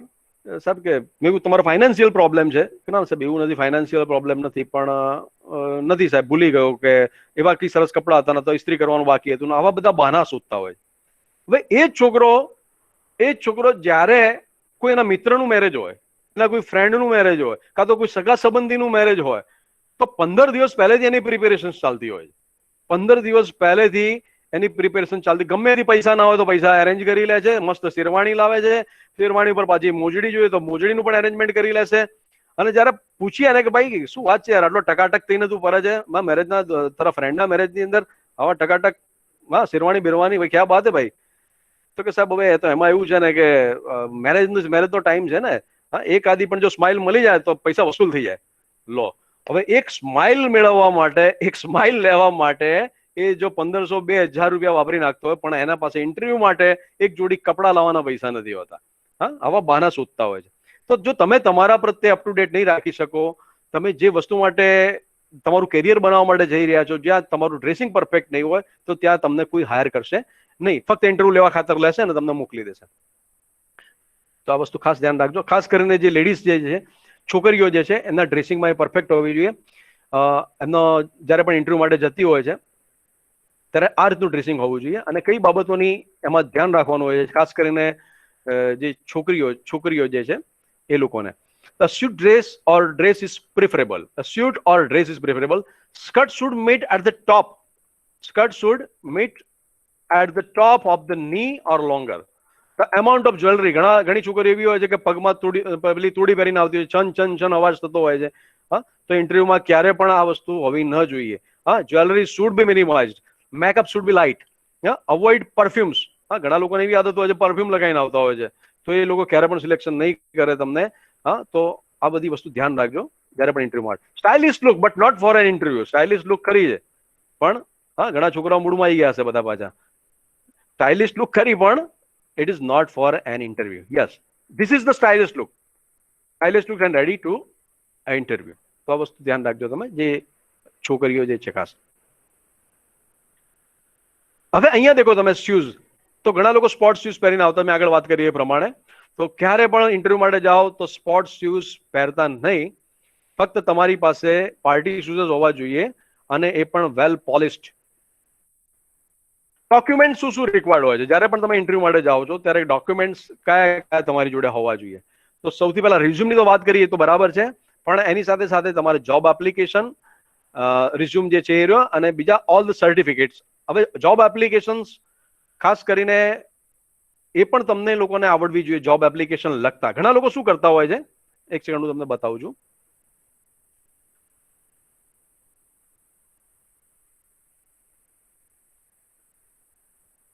જોબ એપ્લિકેશન્સ કેવી હોઈ શકે? યસ,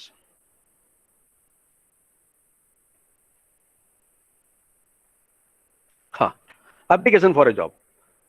એક એપ્લિકેશન તમારે લખવી પડતી હોય છે જ્યારે બી જોબ માટે જાઓ. ઘણા લોકો શું કરતા હોય છે કે આવી 10 થી 15 કોપીઓ બનાવી દેતા હોય છે પહેલેથી. ફક્ત જે કંપનીનું હોય કંપનીનું નામ લખી દે છે, પોસ્ટનું નામ લખી દે છે, પણ કઈ રીતે લખવાનું એમને નથી આવડતું હોતું. ઘણી વખતે ઇન્ટરવ્યુમાં મેં એવું પણ જોયું, અને પહેલો જ મારી સાથે જ બનાવ એવો બનેલો છે કે જ્યારે મેં ફર્સ્ટ ઇન્ટરવ્યુ આપ્યો ગુજરાત એપોલો મહેસાણાની અંદર, અત્યારે જે સાંસદ જે છે આપણા મહેસાણા જિલ્લાના શારદાબેન, એમના સન આશિતભાઈએ મારો ઇન્ટરવ્યુ લીધો હતો. મને ઇન્ટરવ્યુમાં એવું લીધો, મને કે બોસ તમને ઇંગ્લિશ કેવું ફાવે છે? મેં સર મારી સાથે ડિસ્કસ કરો ઇંગ્લિશની અંદર. ડિસ્કશન કરી મને કે તમને જોબ એપ્લિકેશન લખતા આવડે છે? તમે કેટલી વાર job application? Sir job application ઘણી વાર લખી છે. મને કે તમને લખતા આવડે? ચલો તમે મને લખીને બતાવો, હું તમને સિલેક્ટ કરી નાખીશ. આ મારો ફર્સ્ટ ઇન્ટરવ્યુ, અને મને પૂછેલું હતું જોબ એપ્લિકેશન તમને જાતે લખતા આવડે છે કે નથી આવડતું? તો જે પણ તમે ઇન્ટરવ્યુ માટે જાઓ ત્યારે એટલીસ્ટ તમને handwritten, not a printed, handwritten તમને એપ્લિકેશન જોબ તમને લખતા આવડવી જોઈએ. એનું જે તમારું એડ્રેસ છે એડ્રેસ પૂરી ડિટેલ એમાં આવવી જોઈએ. કઈ તારીખે તમે ઇન્ટરવ્યુ માટે ઇન્ટરવ્યુ આપ્યું છે એનું પણ લખવું જોઈએ. કંપનીનું નામ, કોને ઉદ્દેશીને લખો છો, and application for the job. Respected sir, I M writing to apply for the position so and so. If I selected, if you give me the opportunity, definitely I will sure. હા, આવું બધું અંદર લખવાનું, જે common જે છે એની practice કરશો તો તમને આવડી જશે. કોઈ મોટી વસ્તુ છે નહીં, પણ જાતે લખતા આવડવી જોઈએ. ખાસ યાદ રાખજો તમે લોકો.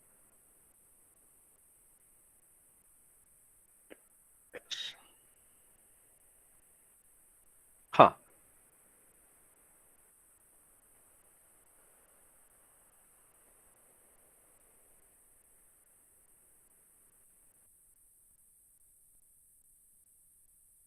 હા,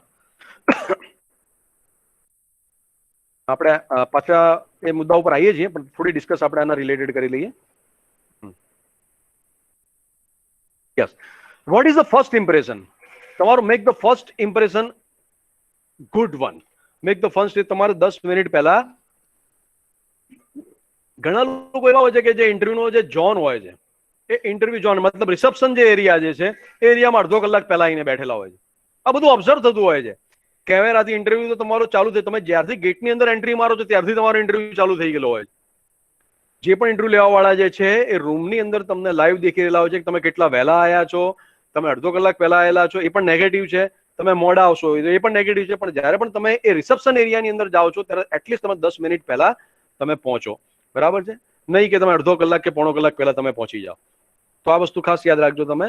હા, હવે ક્વેશ્ચનરીઝ જે પૂછે છે કંપનીની અંદર, જે પણ તમે ઇન્ટરવ્યુ માટે જાઓ છો, કોઈ પણ કંપની વાળા હોય છે, ચાહે જીપીએસસી હોય, યુપીએસસીમાં હોય કે કોઈ પણ પર્સનલ ઇન્ટરવ્યુ થતા હોય છે, એ ઇન્ટરવ્યુમાં તમે જ્યારે જતા હોવ છો ત્યારે જે ક્વેશ્ચનરી જે પૂછાતી હોય છે એ ક્વેશ્ચનરી કોમન જ હોય છે બધી જગ્યાએ.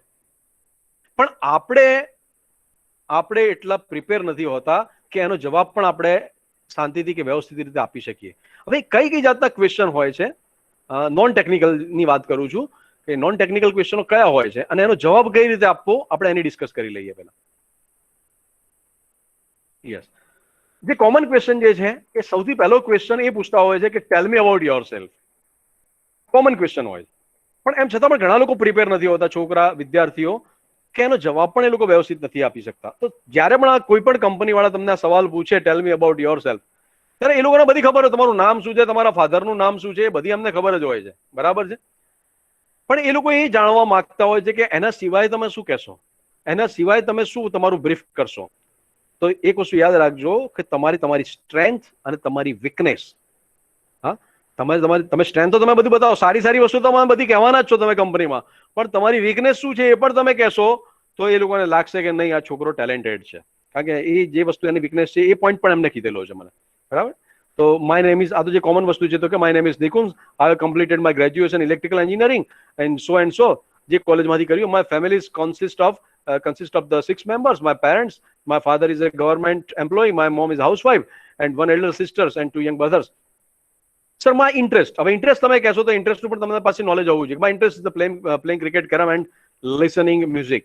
યસ, અને સ્ટ્રેન્થ દેખો અહીંયા જે મેં વસ્તુ કીધી અહીંયા આવી ગઈ, બરાબર છે. કે my strength is that I am a good listener and hard work person. હું એક સારો લિસનર છું અને એક હાર્ડ વર્ક પર્સન છું. I am cooperative in nature and I can perform very well also in this field. Okay, તો આ પ્રશ્ન જ્યારે પૂછશે ત્યારે તમારી ડિટેલ્સ તો તમારે કહેવાની જ છે, પણ સાથે સાથે તમારી સ્ટ્રેન્થ અને તમારી વીકનેસ, આ બે વસ્તુ ખાસ તમારે ઇન્ક્લુડ કરવાની એની અંદર. એ તમારી કઈ સ્ટ્રેન્થ છે, તમારી કઈ વીકનેસ છે, એ તમારે નક્કી કરવાની છે. હવે ક્વેશ્ચન એ પૂછે કે what do you know about hour company. આ ક્વેશ્ચન પણ 100% એ લોકો પૂછતા હોય છે કે what do you know about hour company. તો જ્યારે પણ કોઈ પણ કંપનીના ઇન્ટરવ્યુ માટે તમે જાઓ ત્યારે એ કંપની વિશેની બધી જાણકારી ઓનલાઈન એની વેબસાઇટ ઉપરથી તમને મળી જશે.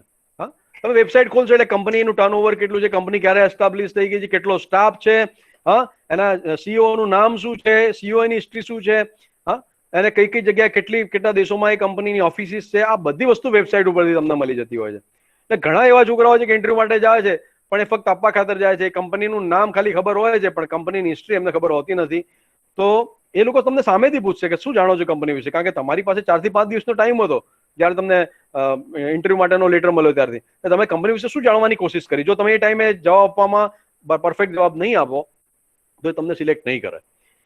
તો એની બ્રીફ જ્યારે પણ કંપની વિશે જાઓ તો એની હિસ્ટ્રી વેબસાઇટ ઉપરથી તમે લઈને જજો. એની અને સ્પોન્ટેનિયસ તમને પૂછે તો એનો જવાબ આપતા તમને આવડવો જોઈએ. બીજો એક ક્વેશ્ચન જે કોમન ક્વેશ્ચન જે છે કે જે દરેક જગ્યાએ પૂછતા હોય છે એ છે, જે પણ ક્વેશ્ચનની અત્યારે જે ડિસ્કસ થઈ જાય છે બધા કોમન ક્વેશ્ચન છે કે જે દરેક કંપની વાળા પૂછતા હોય છે. Tell me about your project work. તમારો પ્રોજેક્ટ વર્ક વિશે અમને સમજાવો, બરાબર છે. હવે પ્રોજેક્ટ વર્ક વિશે તો સ્વાભાવિક વસ્તુ છે કે જેમાં તમે ટાઈમ સ્પેન્ડ કરેલો હોય તો એને બ્રીફ કરતા તમને ખૂબ જ સારી રીતે એનો પીપીટી સાથે એનું પ્રેઝન્ટ કરતા તમને આવડવું જોઈએ, બરાબર છે. ઘણી જગ્યાએ પૂછતા હોય, એવું જરૂર નથી કે આ બધા ક્વેશ્ચન દરેક જગ્યાએ પૂછે, પણ આમાંથી મોટા ભાગના ક્વેશ્ચન એવા છે કે જે દરેક કંપની વાળા પૂછતા જ હોય છે. હવે એક ક્વેશ્ચન એવું બી પૂછે કે how long do you want to stay with us. તમે અમારી સાથે કેટલો ટાઈમ રહેશો. એટલે ઘણા પાસે જવાબ હાજર જ હોતા નથી. હા, તેનો આન્સર શું છે? As long as I have a challenging environment and I have upgrade in my position. ત્યાં સુધી સર હું તમારી સાથે રહેવા માટે તૈયાર છું, બરાબર છે. જ્યાં સુધી મને ચેલેન્જિંગ એન્વાયરમેન્ટ મળતું રહેશે અને જ્યાં સુધી મારી પોઝિશન મારી કાર્યક્ષમતા પ્રમાણે અપગ્રેડ થશે ત્યાં સુધી તમારી કંપનીને હું છોડીશ નહીં, બરાબર. Which is your favourite subject. ઘણા એવા હોય છે તમે જે ભણી ગયેલા છો, જે તમારો ટેકનિકલ સબ્જેક્ટ છે અથવા જે તમારો કોમન સબ્જેક્ટ છે, ઘણાને આ પ્રશ્ન પૂછવામાં આવે કંપનીની અંદર કે which is your favourite subject. તો સાહેબ પૂછી લો, સાહેબ કોઈ પણ સબ્જેક્ટ વિશે પૂછો, આવો જવાબ આપતા હોય છે છોકરાઓ. પણ નેવર, કારણ કે એ લોકોને પણ ખબર છે અને તમને ખુદને પણ ખબર છે કે કોઈ પણ તમે ભલે 3 વર્ષ કે 4 વર્ષ તમે સ્પેન્ડ કરેલા હોય પણ કોઈ પણ સ્ટુડન્ટ એવો નહીં હોય કે બધા સબ્જેક્ટમાં એની માસ્ટરી હશે, પણ એકાદો સબ્જેક્ટ એવો હશે, કોઈ પણ એક સબ્જેક્ટ એવો હશે કે જેમાં એની પકડ મજબૂત હશે, કે જે સબ્જેક્ટ વિશે એ ઘણું બધું જાણતો હશે. તો ચોખ્ખી વસ્તુ કહેવાની સર મારો જે ફેવરેટ સબ્જેક્ટ છે આ છે અને એના વિશે હું બહુ સારું રિપ્રેઝેન્ટ કરી શકીશ, બરાબર. તો ડેફિનેટલી આ એક તમારો કોન્ફિડન્ટ બતાવે છે અહીંયા. પછીનો એક ક્વેશ્ચન એવો છે, where you currently stand, how will you come at our company. તો ઘણા લોકો એવી કંપની હોય છે કે શરૂઆતમાં શું હોય છે, પગાર ઓછા હોય છે શરૂઆતે, જે તમારું શરૂઆત સ્ટાર્ટ કરો એટલે એ લોકો એવા પસંદ કરતા હોય છે છોકરાઓ કે જે કંપનીની નજીક રહેતા હોય, અથવા ધારો કે અમદાવાદમાં કંપની હોય તો અમદાવાદના છોકરાઓને સિલેક્શન પહેલા કરવાનો ચાન્સ મળે. જો કદાચ બધા કમ્પેરમાં એક સરખા હોય તો એવા છોકરાને સિલેક્ટ કરે કે જે લોકલનો હોય. તો તમારું એડ્રેસ પણ એવું હોવું જોઈએ. ઘણી વખતે લોકલ એડ્રેસ, તમારું પરમેનન્ટ એડ્રેસ અલગ હોવું જોઈએ અને કોમ્યુનિકેશન એડ્રેસ અલગ હોવું જોઈએ. કે સપોઝ કે કોઈ સગા સંબંધી તમારે રહેતા હોય, કાકા મામા, કે તેનું એડ્રેસ તમારે, એ કંપની કઈ જગ્યાએ છે તો એડ્રેસ તમારે તેનું આપવાનું. બરાબર છે? એટલે એ લોકોને પ્રશ્ન પૂછે કે ભાઈ તમે અમદાવાદનું એડ્રેસ બતાવ્યું છે, તમે પરમેનન્ટ એડ્રેસ આ છે તમારું અમદાવાદ, સર અમદાવાદમાં મારા અંકલ રહે છે અહીંયા, બરાબર છે, અને ત્યાં હું શરૂઆતની અંદર એમની જોડે રહી શકું એમ છું, કારણ કે અમારું સંયુક્ત ફેમિલી છે. એટલે આવા તમે પ્રશ્નનો જવાબ તમે એક બ્રિલિયન્ટ રીતે તમે રજૂ કરી શકો છો. બરાબર છે? What salary you expecting from company? આ પ્રશ્ન દરેક કંપની વાળા પૂછતા હોય છે કે તમે કેટલી સેલરી એક્સપેક્ટ કરો છો. તો લોકોનો જવાબ શું હોય છે? કારણ કે જે જવાબ આપે છે એની ડિફાઇન કરતા એમને નથી આવડતો હતો. મેં ઘણા 90% છોકરાઓને એવા મેં સાંભળેલા છે, સાહેબ 10-15 હજાર. What is 10,000 15,000? 10-15 હજાર એટલે શું? હા, 10-15 હજાર એટલે શું? એનો કોઈ એમની પાસે જવાબ નથી હોતો. હા, તો તમારે જવાબ શું આપો જયારે આ પ્રશ્ન પૂછે? કારણ કે કંપની વાળાને તો ખબર છે કે એમને કેટલો પગાર, એક માણસને ઘર ચલાવવા માટે, શરૂઆતની અંદર ઘર ચલાવવા માટે કેટલો પગાર આપવાનો છે એ કંપની વાળાને ખબર જ છે. કંપનીની પોલિસી નક્કી હોય છે. એટલે તમારે એમાં 10,000 કે 15,000 કે 20,000 એ એવો જવાબ સાંભળવા માટે આતુર નથી હોતા એ લોકો. બરાબર? એ તમારો સ્માર્ટ આન્સર સાંભળવા માટે રેડી હોય છે. અને તમારો સ્માર્ટ આન્સર એ ટાઈમે શું હોઈ શકે કે sir initially gaining knowledge is more important than salary. Sir અત્યારે હું ફ્રેશર છું, મારી પાસે એવી કોઈ કાર્યક્ષમતા, કુશળતા નથી, મારી પાસે અત્યારે થિયોરિટિકલ નોલેજ વધારે છે. બરાબર છે? પણ અત્યારે મારી પાસે નોલેજ, મને એક તમે બેકગ્રાઉન્ડ આપશો, એક તમે જગ્યા આપશો, એ તો મારા માટે બહુ ઇમ્પોર્ટન્ટ છે સેલરી કરતા. બાકી તમે તમારી કંપનીની પોલિસી પ્રમાણે કેટલી સેલરી આપવાનો છો એ મને ખબર જ છે. બરાબર? અને એક માણસને ઘર ચલાવવા માટે કેટલી સેલરી જોઈએ એ તમે ડિફાઇન કરેલી જશે, એનો વિશ્વાસ છે મને. Now salary is not important then me. બરાબર? Salary is not important for mind. અત્યારે knowledge is important for me. So now I am just waiting for a right place to explore my self. હું એક એવી જગ્યાની રાહમાં છું કે જે મારો જે છે એક્સપિરિયન્સ હું બનાવી શકું એની અંદર. બરાબર છે? મારી જાતને એક્સપ્લોર કરી શકું. So sir salary is not a right constant for me. આવો જવાબ તમે બહુ સરસ સ્માર્ટ રીતે આપી શકો તમે. નાઉ આ પણ પૂછે તમને, કદાચ એવું પણ પૂછી શકે ઘણી વખત કોઈ કંપની વાળા, તમે જે પહેલાની કંપની હતી કેમ છોડી દીધી તમે? તો દેખો ઘણાના નેગેટિવ આન્સર સામે જોવા મળશે કે સાહેબ એ કંપનીમાં તો શું છે કે બધા બોસ તો મારા ઉપર પગાર આટલો કહેતો હતો, પછી મને પગાર આટલો આપ્યો, એ કંપનીમાં બધા માણસો જ બેકાર છે હતા. આવા બધા ઘણા તમારા જે કહેવાય ને નેગેટિવ આન્સર. હા, એક સેકન્ડ ચાલુ રાખજો. Hello, sorry for interrupt. Actually હું અત્યારે જોઈ જ રહ્યો હતો આ સેશન, અને Deep Patel once again he interrupt the session. ગઈકાલે જ આપણે ચર્ચા કરેલી દીપ પટેલ સાથે, ખાસ કરીને કે વચ્ચે જ્યારે કોઈ આ પ્રકારનું આપણું પ્રેઝન્ટેશન ચાલતું હોય તો તારે પ્રેઝન્ટેશન તારું ઓપન કરવાની જરૂર નથી. પણ જ્યારે તમે આ પ્રકારનું પ્રેઝન્ટેશન આપણું ચાલતું હોય અને તમારું પ્રેઝન્ટેશન ચાલુ કરો તો તમારું સ્ક્રીન આવી જશે, અમારી સ્ક્રીન બંધ થઈ જશે. તો આ ભૂલ કેમ થાય છે જરાક બહુ, મતલબ આની અંદર ગઈકાલે જ ચર્ચા થઈ હતી છતાં આ વસ્તુ થઈ. તો this should not be done again. આના લીધે આખું સેશન ડિસ્ટર્બ થયું છે.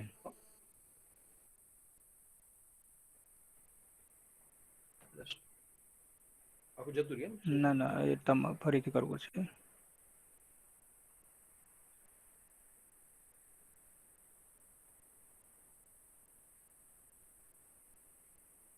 તો ફરીથી મારે આ પ્રેઝન્ટેશન ચાલુ કરવું પડ્યું, આખું સેશન ડિસ્ટર્બ કર્યું.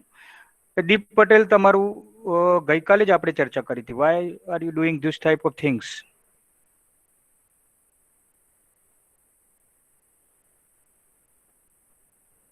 Okay, everybody able to see the screen? Yes, sir. Yes, sir. Thank you, thank you, thank you.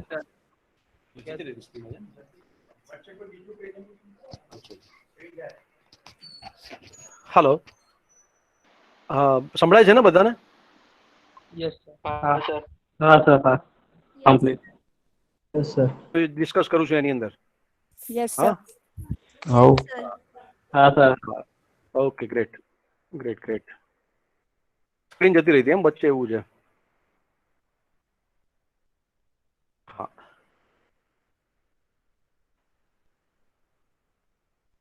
આપણે ક્વેશ્ચનરી ચાલતી હતી ને. યસ. તો કહેવાનો મતલબ એ છે કે ઘણા સ્ટુડન્ટ એવા હોય છે કે જે નેગેટિવ, જે કંપનીમાં પહેલા જે જોબ કરતા હતા એનું નેગેટિવ રિપ્રેઝેન્ટ કરે છે. તો એકચ્યુઅલી તમારી પાસે એનો પણ સ્માર્ટ આન્સર હોવો જોઈએ કે સર ભલે જે કંપનીમાં હું, તો એ કંપની એવું 100% પૂછશે જ તમને કે તમે એ કંપની કેમ છોડવા માંગો છો.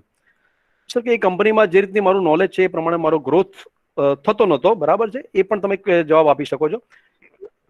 અથવા બીજા ઘણા જે સ્માર્ટ આન્સર છે કે જે કંપની છોડવાનું જે પરફેક્ટ રીઝન હોય તમે આપી શકો છો આની પાછળ.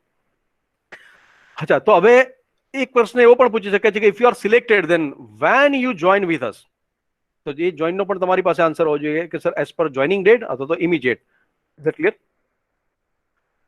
આ તો આવા જે કોમન ક્વેશ્ચન છે એ તો લગભગ બધા પૂછતા જ હોય છે, એટલા માટે મેં 10 થી 15 ક્વેશ્ચન એવા હતા કે જે આ લોકો પૂછશે જ પરીક્ષા જ્યારે ઇન્ટરવ્યુ માટે જતા હોય ત્યારે. તો એનો આપણને એનો આન્સર પરફેક્ટ આવડવો જોઈએ. બીજી વસ્તુ ખાસ ધ્યાનમાં રાખવાની જે છે એ સફળ ઇન્ટરવ્યુ માટેના જે સૂચનો જે છે, અહીંયા ગુજરાતીમાં મેં લખેલું છે કે જ્યારે પણ તમે ઇન્ટરવ્યુ માટે જાઓ ત્યારે તમારો ચહેરો એકદમ હસતો અને પ્રફુલ્લિત રાખો. અવાજ પણ તમે રાખો સ્પષ્ટ અને મોટો રાખો, બહુ એટલે એકદમ ઘોંઘાટ નહીં, પણ એકદમ જવા સામેવાળાને અવાજ તમારો સ્પષ્ટ સંભળાવવો જોઈએ એ રીતનો તમારો અવાજ રાખવાનો. અને પૂછે તેનો જવાબ આપો, નોટ આઈધર ઓર. તમને જેટલો પ્રશ્ન પૂછવામાં આવ્યો છે ફક્ત એટલાનો જ જવાબ આપો, એનાથી વિશેષ તમે ઓવર સ્માર્ટ થવાની કોશિશ ના કરશો ઇન્ટરવ્યુની અંદર, બરાબર છે. જવાબ ટૂંકો અને મુદ્દાસર આપો. ઉતાવળથી ક્યારે પણ ખોટો જવાબ આપવાનો પ્રયત્ન ના કરો. જો તમને ખબર નથી તો એને ના પાડી દો, sir I don't know questions, બરાબર. અને એક વસ્તુ ખાસ રાખો, આઈ કોન્ટેક્ટ બનાવી રાખજો જ્યારે પણ તમારો ઇન્ટરવ્યુ જે લોકો લેતા હોય ત્યારે તમારો આઈ કોન્ટેક્ટ હોવો જોઈએ. હા, ઉતાવળથી ક્યારે પણ ખોટો જવાબ આપવાનો પ્રયત્ન ન કરો. વિચારીને હંમેશા સાચો જવાબ જ આપવાનો પ્રયત્ન કરો. હા, અને જવાબ સમજાય તેવો આપો. આ બધી વસ્તુઓ જે છે તમારે ધ્યાનમાં રાખવાની છે. ઇન્ટરવ્યુમાં આનંદ અનુભવો. આ વસ્તુ મેં ક્યાંથી લીધેલી છે? ત્યાં ગુજરાત જીપીએસસીમાં નોટિસ બોર્ડ ઉપર મેં ત્યાં લગાવેલી હતી અને ત્યાંથી મેં એને ફોટો ક્લિક કરીને મેં અહીંયા પ્રેઝન્ટ કરેલું છે તમારી સામે કે ઇન્ટરવ્યુમાં આનંદ અનુભવો. ઇન્ટરવ્યુ જે છે તમારું ઘરની અંદર જે રીતનું ડિસ્કશન થાય છે એ જ પ્રમાણેનું ડિસ્કશન થાય છે. એટલે ક્યારે પણ તમે શિથિલ ના થઈ જાઓ, નર્વસ ના થઈ જાઓ જ્યારે પણ તમે ઇન્ટરવ્યુ. ઘણા લોકોને હું દેખું છું કે ઇન્ટરવ્યુ જ્યારે આપતા હોય છે ત્યારે નર્વસ થઈ જતા હોય છે. તો ક્યારે પણ તમે નર્વસ થશો નહીં, શિથિલ ના થશો. આ લખાણ તમને જે લોકોને નર્વસ થાય છે એ લોકોને ખાસ ઉદ્દેશીને છે. શું પૂછાશે એની ચિંતા છોડી દો. તમે શું પૂછાવાનું છે એની ચિંતા છોડી દો. મનને સ્વસ્થ રાખો, પ્રફુલ્લિત રાખો, તમારી સ્વાભાવિકતા અને સાહજિકતા જાળવી રાખો. ઘરમાં જે રીતે તમે વડીલો સાથે વાત કરો છો એ જ પ્રમાણેની વાતચીત છે. તેથી આનંદ, ઉત્સાહ અને ઉમંગથી ઇન્ટરવ્યુ આપી દો. બાકી બધું ઈશ્વર ઉપર છોડ દો, ભગવાન ઉપર છોડી દો. જે થાય છે એ બધું સારા માટે જ થાય છે. જો હોતા હે વો અચ્છે કે લીએ હોતા હે. હા, બહુ એક સરસ મને વાત યાદ આવે છે અહીંયા, એ વાત હું તમને કરી છે અહીંયા. એ વાત છે અકબર અને બિરબલની. અકબર અને બિરબલની વાત છે અહીંયા. તો વાત એવી છે કે એની અંદર એકવાર અકબરને શિકાર કરવાની ઈચ્છા થાય છે. એટલે એને બિરબલને કીધું કે આપણા થોડા સૈનિકો સાથે આપણે શિકાર કરવા નીકળીએ. હવે જંગલમાં એવું થાય છે કે જંગલમાં જ્યારે જાય છે ત્યારે એનો તલવાર જેવી મ્યાનમાંથી કાઢે છે ત્યારે એનો અંગૂઠો કપાઈ જાય. એટલે એને લોહી આવે છે. એટલે એને તરત આદેશ આપ્યો કે સિપાહીઓ જાઓ ને જઈને રાજવૈદને જઈને બોલાવી આવો. એટલે સિપાહીઓ જેવા રાજવૈદને બોલાવવા જાય છે ત્યાં અકબરની નજર જે છે એ પડી બિરબલ ઉપર. તો બિરબલ એકદમ સ્માઇલ સાથે ઉભેલો હતો. એટલે ગુસ્સો આવી ગયો અકબરને કે તને ખબર નથી પડતી મારે લોહી આવ્યું છે, મારો અંગૂઠો કપાઈ ગયો છે, તું સ્માઇલ કરે છે અને પાછો કહે છે કે જો હોતા હે અચ્છે કે લીએ હોતા હે. જે થાય છે બધું સારા માટે થાય છે. હા, એટલે એને ગુસ્સો આવી ગયો અકબરને અને પેલા જે સિપાહીઓ હતા એમને પાછા બોલાયા કે કામ કરો, તમે રાજવૈદને નથી બોલાવો, તમે પહેલા આને બિરબલને લઈ જાઓ અને સવારે સૂરજની પહેલી કિરણની સાથે એને ફાંસી ઉપર લટકાવી દો. હવે વસ્તુ એવી થઈ ગઈ કે અકબર અહીંયા એકલો પડી ગયો. હવે એવામાં થોડી વાર પછી આદિવાસીઓ ત્યાં આવી ગયા. હું હા કરતા કરતા ત્યાં આવી ગયા બધા. અકબર કેમ મર્યા ભાઈ, આજે અમાસની રાત છે ને, આ લોકો બલી ચડાવી દેશે મને આજ. અકબરને લઈ જાય છે. આ સાઈડ એમની બધી પ્રવૃત્તિ ચાલતી હોય છે આદિવાસીઓની. એવામાં એક આદિવાસીની નજર એના ઉપર પડે છે, અકબર ઉપર. અકબરનો અંગૂઠો કપાયેલો હોય છે એટલે એને એની ભાષામાં કહી દીધું કે ભાઈ આ તો અશુદ્ધ છે, આની બલિ નહીં ચડાવાય. એટલે તરત જ અકબરને ત્યાંથી છૂટો મૂકી દીધો, જ્યાંથી લાવ્યો હતો ત્યાં મૂકી દીધો. અકબરની આંખમાંથી આંસુ આવી ગયા કે બિરબલ સાચું કહેતો હતો કે જે થાય છે બધું સારા માટે થઈ જાય છે. અત્યારે મારો અંગૂઠો કપાઈ ગયો તો મારું ગળું બચી ગયું, નકર આ લોકો મને મારી નાખતા. તરત જ તેને યાદ આવે છે કે હવે જો થોડી વારમાં હું નહીં પહોંચું તો પેલા બે લોકો બિરબલને ફાંસી પર ચડાવી દેશે. તો એ દોડે છે અકબર અને બિરબલના પગમાં પડી જાય છે. થોડી જ વાર હોય છે અને એ બિરબલ પાસે પહોંચી જાય છે અને બિરબલના પગમાં પડી જાય છે કે બિરબલ તું સાચું કહેતો હતો કે જે થાય છે બધું સારા માટે જ થાય છે, જો હોતા હે વો अच्छे के लिए होता है. એટલે પાછો પણ બિરબલ તો એની જ મુદ્રામાં હતો, બરાબર છે, એકદમ સ્માઇલ સાથે. અકબરને કહે કે જહાંપના જો હોતા હે સબ अच्छे के लिए होता है. એટલે અકબર કે ભાઈ એક મિનિટ જો હું લેટ પડી ગયો હોત અહીંયા તો આ લોકો તને ફાંસી ઉપર ચડાવી દેતા. એટલે બિરબલ જવાબ આપે છે કે જહાંપના જો હું તમારી જોડે જો ત્યાં હોત એ ટાઈમે તો તમે તો અશુદ્ધ હતા, તમે તો બચી જતા, પણ પેલા લોકો મારી બલી ચડાવી દેતા. હા, એટલે જે પણ થાય છે જીવનમાં, ઘણા લોકો જે નાસીપાસ થઈ જાય છે એ લોકોને ઉદ્દેશીને હું કહું છું. એક ઇન્ટરવ્યુમાં નાસીપાસ થઈ જાય છે, હા, એટલે એક ઇન્ટરવ્યુમાં ફેલ થાય એટલે નાસીપાસ થઈ જાય. બીજા ઇન્ટરવ્યુમાં જાય એટલે એમને પાછો ઇન્ફિરિયરિટી કોમ્પ્લેક્સ આવે છે કે પહેલા ઇન્ટરવ્યુમાં હું ફેલ થઈ ગયો, બીજા ઇન્ટરવ્યુમાં શું થશે મારું. હા, ત્રીજા ઇન્ટરવ્યુમાં ઘણી વખત તો શું થાય છે કે એટલા બધા નર્વસ થઈ જાય છે કે ઇન્ટરવ્યુ આપવા પણ નથી જતા હોતા. બરાબર છે. તો બિલકુલ મારા જીવનની વ્યાખ્યા છે ફેલર. સક્સેસ કરતા જો હું કોઈ વધારે ઇમ્પોર્ટન્સ કોઈ વસ્તુને આપતો હોઉં તો એ છે ફેલરને હું આપું છું. બરાબર છે, એ ફેલરને હું ઇમ્પોર્ટન્સ આપું છું. કારણ કે એક વખત જો તમે ફેલ થયા તો એમાંથી કેટલું ઇમ્પ્રુવમેન્ટ તમારે કરવાનું છે ખબર પડશે. એ ઇમ્પ્રુવમેન્ટ કરીને તમે બીજી વખત જાઓ ઇન્ટરવ્યુ માટે, ત્યાં જે વસ્તુમાં સપોઝ કે તમે ત્યાં સિલેક્ટ નથી થયા, તમે કઈ જગ્યાએ લેક છો તો એને ઇમ્પ્રુવ કરીને ત્રીજા ઇન્ટરવ્યુમાં 100% તમે એના કરતા પણ સારી ઓપોર્ચ્યુનિટી તમને મળશે. તો આ બધી વસ્તુની તમારે બહુ ધ્યાનમાં રાખવાની. ક્યારે પણ નાસીપાસ થવાની જરૂર નથી. It is the motivation two all of you. જીવનમાં જે પણ થાય છે કદી કોઈનું ખરાબ થયું નથી અને થવાનું પણ નથી. જે થાય છે બધું સારા માટે જ થાય છે. હવે વાત આવે છે અહીંયા, યસ, એ લોકો ઇવેલ્યુશન્સ જે કરે છે ઇન્ટરવ્યુની અંદર. દેખો તમે અહીંયા ઇવોલ્યુશન, તો એ ઇવેલ્યુશનમાં કેટલી વસ્તુનું ધ્યાન રાખવાનું છે એ તમે ધ્યાન રાખો. એ લોકો કંપની વાળા જે પણ ઇન્ટરવ્યુ લેતા હોય છે એનું અહીંયા બાયફર્કેશન આપેલું છે કે એવરેજ ઇન્ટરવ્યુ રેટિંગ્સ. તો જે આ જે કલર જે દેખાય છે 10% ઇઝ ધ જોબ ક્વોલિફિકેશન. તમે આખું 3 વર્ષ કે 4 વર્ષમાં તમે શું ક્વોલિફિકેશન તમે મેળવ્યું છે એના ફક્ત 10% જ વેઇટેજ હોય છે. You got my point. અહીંયા જે 25% જે છે એ communication skill, how to communicate, એ એના મુદ્દા પર પછી આવું છું. Communication skill, you have to looking different than others in communication. હા, તો એ વસ્તુ પણ ખાસ મેટર કરે છે. હા, ત્રીજી વસ્તુ જે છે એ છે અપિયરન્સ. 25% જે લોકો ધ્યાનમાં રાખે છે એ તમારો દેખાવ, તમારો લુક, તમારી બોડી લેંગ્વેજ, એ અપિયરન્સ ઉપર ધ્યાન રાખે છે. અને બાકીનું જે 40% વેચ છે એટીટ્યુડ છે. યાદ આવે છે ને પેલું પિક્ચર 3 ઇડિયટ્સ? હા, ઇન્ટરવ્યુ માટે જાય છે અને પછી પૂછે છે, પગ ભાગેલો હોય છે, ઉપરની બિલ્ડિંગ ઉપરથી પડીને જાય છે, એટલે કે આપકા એટીટ્यूड आपको चेंज करना पड़ेगा. એટલે એને શું જવાબ આપ્યો છે कि सर मैंने काफी ऊपर 5-10 माल की बिल्डिंग से गिर कर ये मैंने एटीट्यूड पाया है. सॉरी, मैं अपना एटीट्यूड चेंज नहीं कर सकता. आप अपनी नौकरी अपने पास रखिए, मैं अपना एटीट्यूड अपने पास रखता हूँ. हाँ, પછી તરત જ એને બોલાવે છે કે हमने बहुत से लोगों को देखा है हाँ में हाँ मिला देते हैं, लेकिन आपको पहली बार ऐसा मैंने देखा है कि वो जो अपना एटीट्यूड चेंज नहीं करना चाहता. आप कहाँ से आए हो भाई, कितनी सैलरी लोगे? તો આ વસ્તુ ખાસ છે. તમારો એટીટ્યુડ ચેન્જ ના કરો, જે તમારો એટીટ્યુડ છે એ જ રાખો. એમાં કદી હામાં હા મિલાવવાની કોશિશ કરશો. 40% વેટેજ એના હોય છે.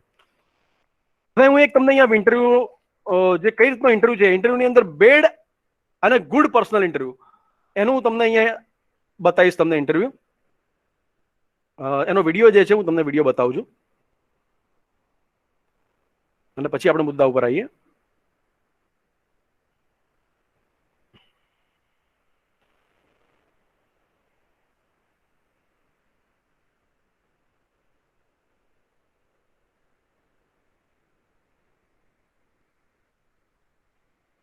ચાલુ રાખજો.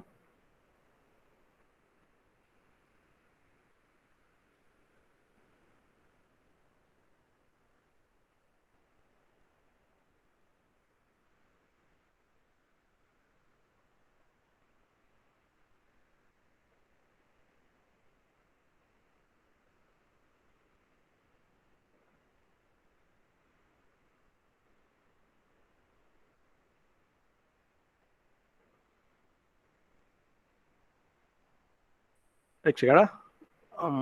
Yes, press your job interviewer.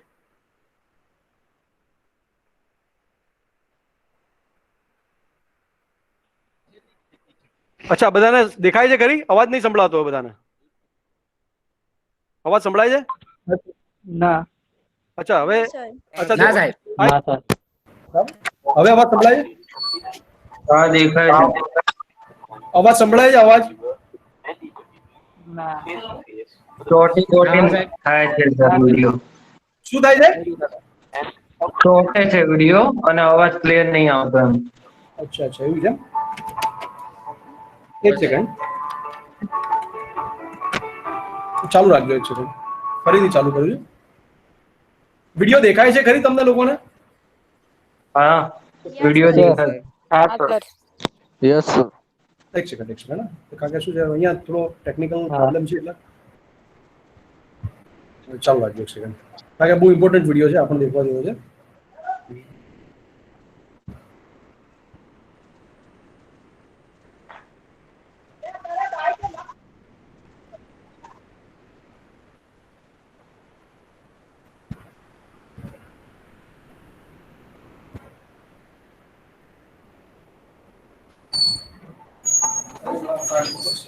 મેં કાઢ્યું એ નહીં, પણ એમ છતાં બી ચોટતું હતું એ નહીં.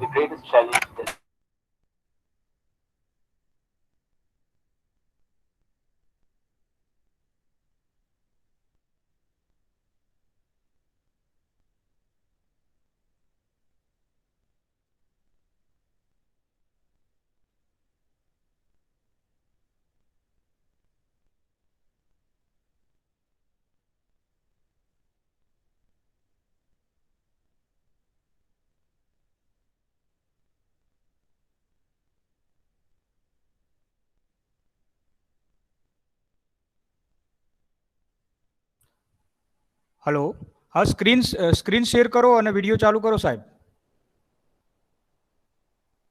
આ સ્ક્રીન શેરિંગ તો છે જ, વિડીયો ખાલી ઓન કરી દો. વિડીયો ઓન કરો મિનિમાઇઝ કરીને.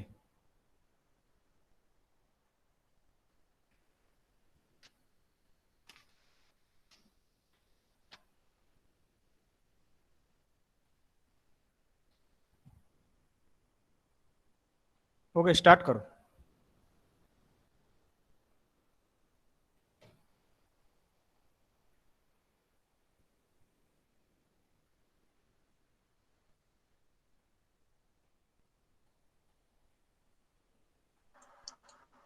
સર એમનું માઇક આઈ થિંક બંધ થઈ ગયું છે, ડિસ્કનેક્ટ થઈ ગયેલું છે.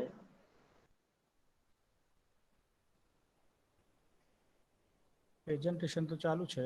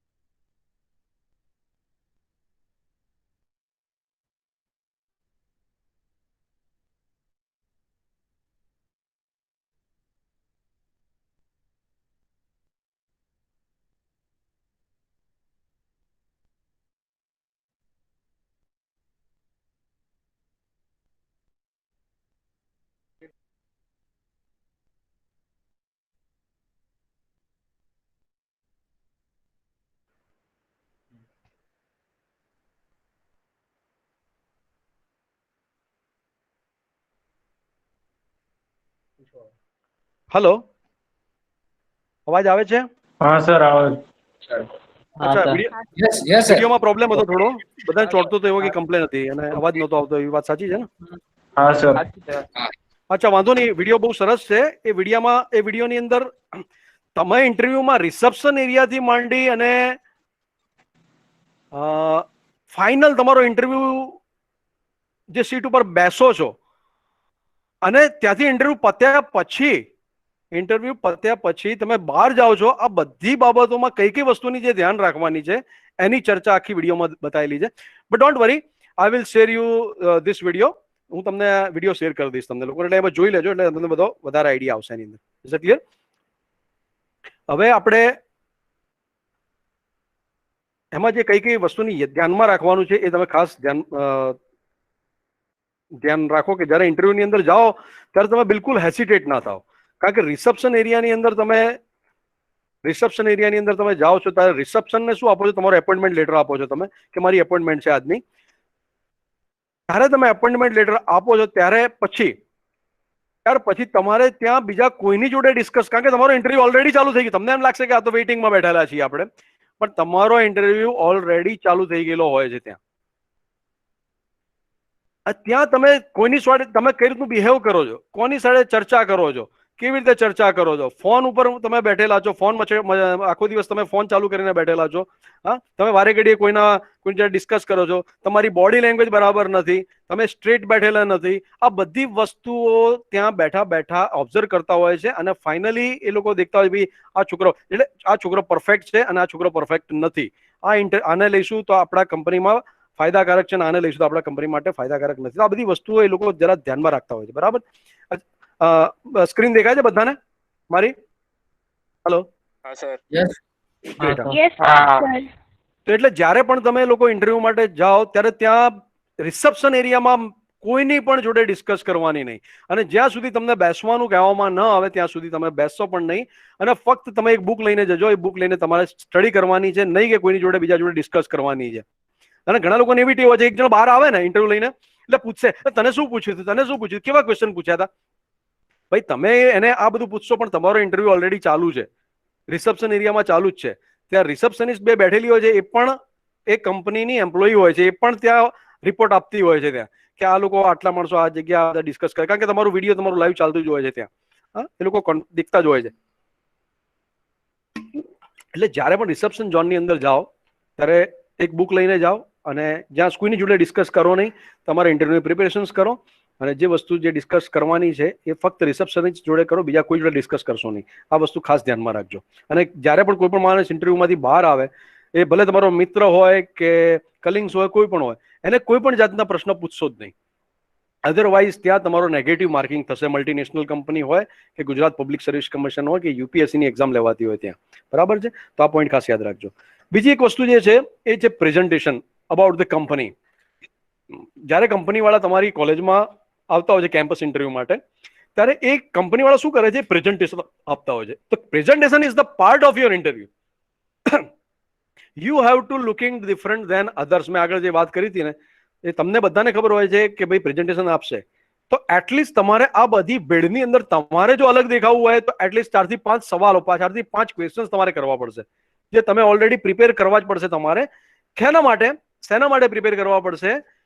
કે તમારે અલગ દેખાવાનું છે. એ જે માણસ તમને પ્રેઝન્ટેશન સમજાવતો હોય, પ્રેઝન્ટેશન પતી ગયા પછી તમારે એમને ક્વેશ્ચન પૂછવાના. Sir, I have one question, I have another question. આવી રીતે 2 થી 3 ક્વેશ્ચન પૂછવાના, જેથી કરીને કંપની વાળાને લાગે કે આ જે ઇન્ટરવ્યુ માટે આવેલો છે ભાઈ, એ ખરેખર કંપનીમાં ઇન્ટરેસ્ટ દાખવે છે અને પ્રશ્નો પણ પૂછે છે.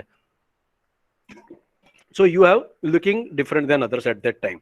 બીજા કરતા તમે અલગ પડશો અને તમે તરત નજરમાં આવશો. બીજી વસ્તુ ખાસ છે કે જ્યારે પણ કંપની વિશે એ બ્રીફ કરતા હોય ત્યારે જે પણ માહિતી તમારું માઇન્ડ આખા પ્રોસેસ દરમિયાન ક્યાંય ભટકવા દેશો નહીં. જે પણ વસ્તુ સમજાવે છે એને સમજી લો અને નોટ કરી લો, કારણ કે એની એ વસ્તુ કંપની વાળા પૂછશે જ તમને ઇન્ટરવ્યુની અંદર, પર્સનલ ઇન્ટરવ્યુની અંદર. કે તમે જે પ્રેઝન્ટેશન જોયું તો પ્રેઝન્ટેશનમાં અમારી કંપનીનું ટર્નઓવર કેટલું છે, અમારી કંપનીની ઓફિસીસ કેટલી છે, વેબસાઇટ ઉપર તો વાંચેલું છે, પણ વેબસાઇટ ઉપર ન આપેલું હોય અને એવી કોઈ વસ્તુ હોય તો એને પણ તમે નોટ કરી લો અને એને પણ તમે મેમોરાઇઝ કરી લો, જેથી કરીને ઇન્ટરવ્યુ વખતે તમને કોઈ જાતનો પ્રોબ્લેમ ન થાય અને you will able to get the give the spontaneous answer. દેખો પછી સેકન્ડ ફેઝ ઘણી વખતે રિટર્ન ટેસ્ટ થતા હોય છે, ઘણી જગ્યાએ પર્સનલ ઇન્ટરવ્યુ પણ થતા હોય છે ડાયરેક્ટલી, અને ઘણી જગ્યાએ રિટર્ન ટેસ્ટ સ્ક્રીનિંગ ટેસ્ટ થતા હોય છે. એમાં પણ એનાલિટિકલ, ટીચિંગ અને રિઝનિંગ ટેસ્ટ થતા હોય છે. તો એમાં પણ તમે ખાસ ધ્યાન રાખો, કારણ કે મને અનુભવ છે કે AIS ગ્લાસ કરીને મેં કંપની બોલાવેલી દિલ્હીથી. એ લોકો અહીં આપણી કોલેજમાં સાકરચંદ પટેલ યુનિવર્સિટીની અંદર ઇન્ટરવ્યુ માટે આવ્યા. ત્યારે એમને કીધું કે મારે ફૂલ કેમ્પસ અરેન્જ કરવું છે, તો બીજી બધી કોલેજોના છોકરાઓને પણ મેં બોલાયા હતા અને લગભગ કે મારે 100 છોકરા જોઈએ છે કંપની માટે. છત્રાલમાં એમનો નવો પ્લાન્ટ નાખેલો અને 100 છોકરા માટે મને તમે 300 છોકરા અરેન્જ કરી આપો. મેં 300 ની મેં 400 છોકરા અરેન્જ કરી દીધા. પણ તકલીફ ક્યાં થઈ કે જેવી કંપની વાળા આયા, એમનો રિટર્ન ટેસ્ટ લેવાનો હતો, કંપની વાળા 4 જણા આયા દિલ્હીથી અને જસ્ટ છોકરાઓને જોયા, એમને કોઈ જાતની વાતચીત નથી કરતી. એટલે એમને ફોર્મ આપ્યું, જે બાયોડેટા રિઝ્યુમ નહીં પણ બાયોડેટા તમારે ફિલ કરવાનો હતો, ઇંગ્લિશમાં હતું ફોર્મ. અને જે ડિસ્કસો છોકરા અંદર કરવા માંડે એકબીજા જોડે, કઈ વસ્તુ ખબર ના પડે એટલે પેલા આગળ વાળાને પૂછે, પેલો પાછળ વાળા જોડે અંદર ડિસ્કસ કરે. આ બધું આ લોકો ઓબ્ઝર્વ કર્યું અને મને કીધું કે સોની સાહેબ, મને સહેજ પણ ઇન્ટરેસ્ટ નથી ઇન્ટરવ્યુ લેવામાં, કારણ કે છોકરાઓમાં મેનર્સ નથી. એ છોકરાઓને એક સિમ્પલ ફોર્મ આપ્યું છે, ખાલી ભરવાનું હોય છે, કે જેમાં બધી માહિતી એમને ખબર હોય છે. એમ છતાં પણ જો આટલો બધો અવાજ થતો હોય, જો એ લોકોને ખબર નથી પડતી એ સામાન્ય બાબતની અંદર, તો મારે આવી જગ્યાએ ઇન્ટરવ્યુ લેવું નથી. પછી મેં એમને સમજાયા, કન્વિન્સ કર્યા, મેં સર હવે આ પ્રોબ્લેમ છે, આના લીધે થોડો ઘણો પ્રોબ્લેમ રહેશે અહીંયા. બાકી છોકરા ખરેખર બ્રિલિયન્ટ છે. તો મને કે તમે એ લોકોને બ્રીફ કરો, આ બધું સમજાવો મને. કે એ બધું મેં સાંભળી લીધું એમને, જે કંપની વાળા મને કીધું એ પ્રમાણે. અને એ વસ્તુ અત્યારે હું તમને પણ કહું છું કે જ્યારે પણ રિટર્ન ટેસ્ટ થતો હોય, તમને કોઈ ફોર્મ ફિલઅપ કરવાનું આપે, તો કોઈની પણ જોડે ચર્ચા કરશો નહીં. ખબર નથી પડતી તો રેઝ યોર હેન્ડ, અને જે તમારી સામે ઉભેલ સુપરવાઇઝર એમને તમે કહો કે સાહેબ આ વસ્તુમાં મને ખબર નથી પડી. બાકી કોઈની જોડે ડિસ્કસ કરશો નહીં, અધરવાઇઝ કંપની વાળા એનું નેગેટિવ માર્કિંગ લેશે. હવે દેખો ગ્રુપ ડિસ્કશન, આનો પણ વિડીયો છે મારે, પણ આ વિડીયોનો કંઈક પ્રોબ્લેમ છે એટલે હું વિડીયો નહીં બતાવું તમને લોકોને, ફક્ત તમને ટિપ્સ આપીશ. What are the tips for the group discussion. તો જ્યારે પણ ગ્રુપ ડિસ્કશન થતું હોય ત્યારે અમુક મુદ્દાઓ તમે ધ્યાનમાં રાખો, કારણ કે you have to looking different than others. Finally બીજા કરતા તમારે અલગ પડવાનું છે. જે તમારે 10 કે 15 છોકરાઓની ટીમ બનાવેલી હોય, એક જ વસ્તુ પર એકમાં પોઝિટિવ ડિસ્કસ થતી હશે, એકમાં નેગેટિવ ડિસ્કસ થતી હશે. તો પહેલી વસ્તુ છે કે try to take the initiative. તમે ઇનિશિયેટિવ લેવાનો પ્રયત્ન કરો. One must speaks only if he is well prepared with the topic. જો તમને ટાઈમ આપવામાં આવે છે 2 કે 5 મિનિટનો, તમે એ ટોપિક વિશે વેલ પ્રિપેર્ડ થઈ જાઓ. હા, તો ત્યારે તમે વેલ પ્રિપેર્ડ હોય, not in or not between, but if you are well prepared then and then only speak. Never be rigid in group. ઘણા લોકો શું છે કે રિઝિડ થઈ જતા હોય છે, ગુસ્સે પણ થઈ જતા હોય છે સામેવાળા ડિસ્કશન માટે, જેમ ડિબેટ ચાલતી હોય છે ને, આપણે ન્યૂઝમાં જોતા હોઈએ છીએ એ પ્રમાણે. તો never be calm, never be rigid with the raise your hand. બરાબર છે. Read a lot and always keep your eyes and ears open. Be alert always. તમે વાંચન રાખો તમારું. કીપ યોર આઈઝ, તમારી આઈઝ અને ઇયર મતલબ તમારું પ્રેઝન્સ ઓફ માઇન્ડ જ્યારે ગ્રુપ ડિસ્કશન જતું હોય ત્યારે બહુ ધ્યાનમાં રાખો અને હંમેશા એલર્ટ રહો. તરત જ કોઈ પોઈન્ટ આવે તેના વિશે ડિસ્કસ કરવાનું, ઓન ધ સ્પોન્ટેનિયસ આન્સર તમારે આપવો પડશે એની અંદર. Take care of your dressing as well. ત્યાં પણ ડ્રેસિંગ બહુ ઇમ્પોર્ટન્ટ હોય છે. એન્ડ ફાઇનલી બી કામ.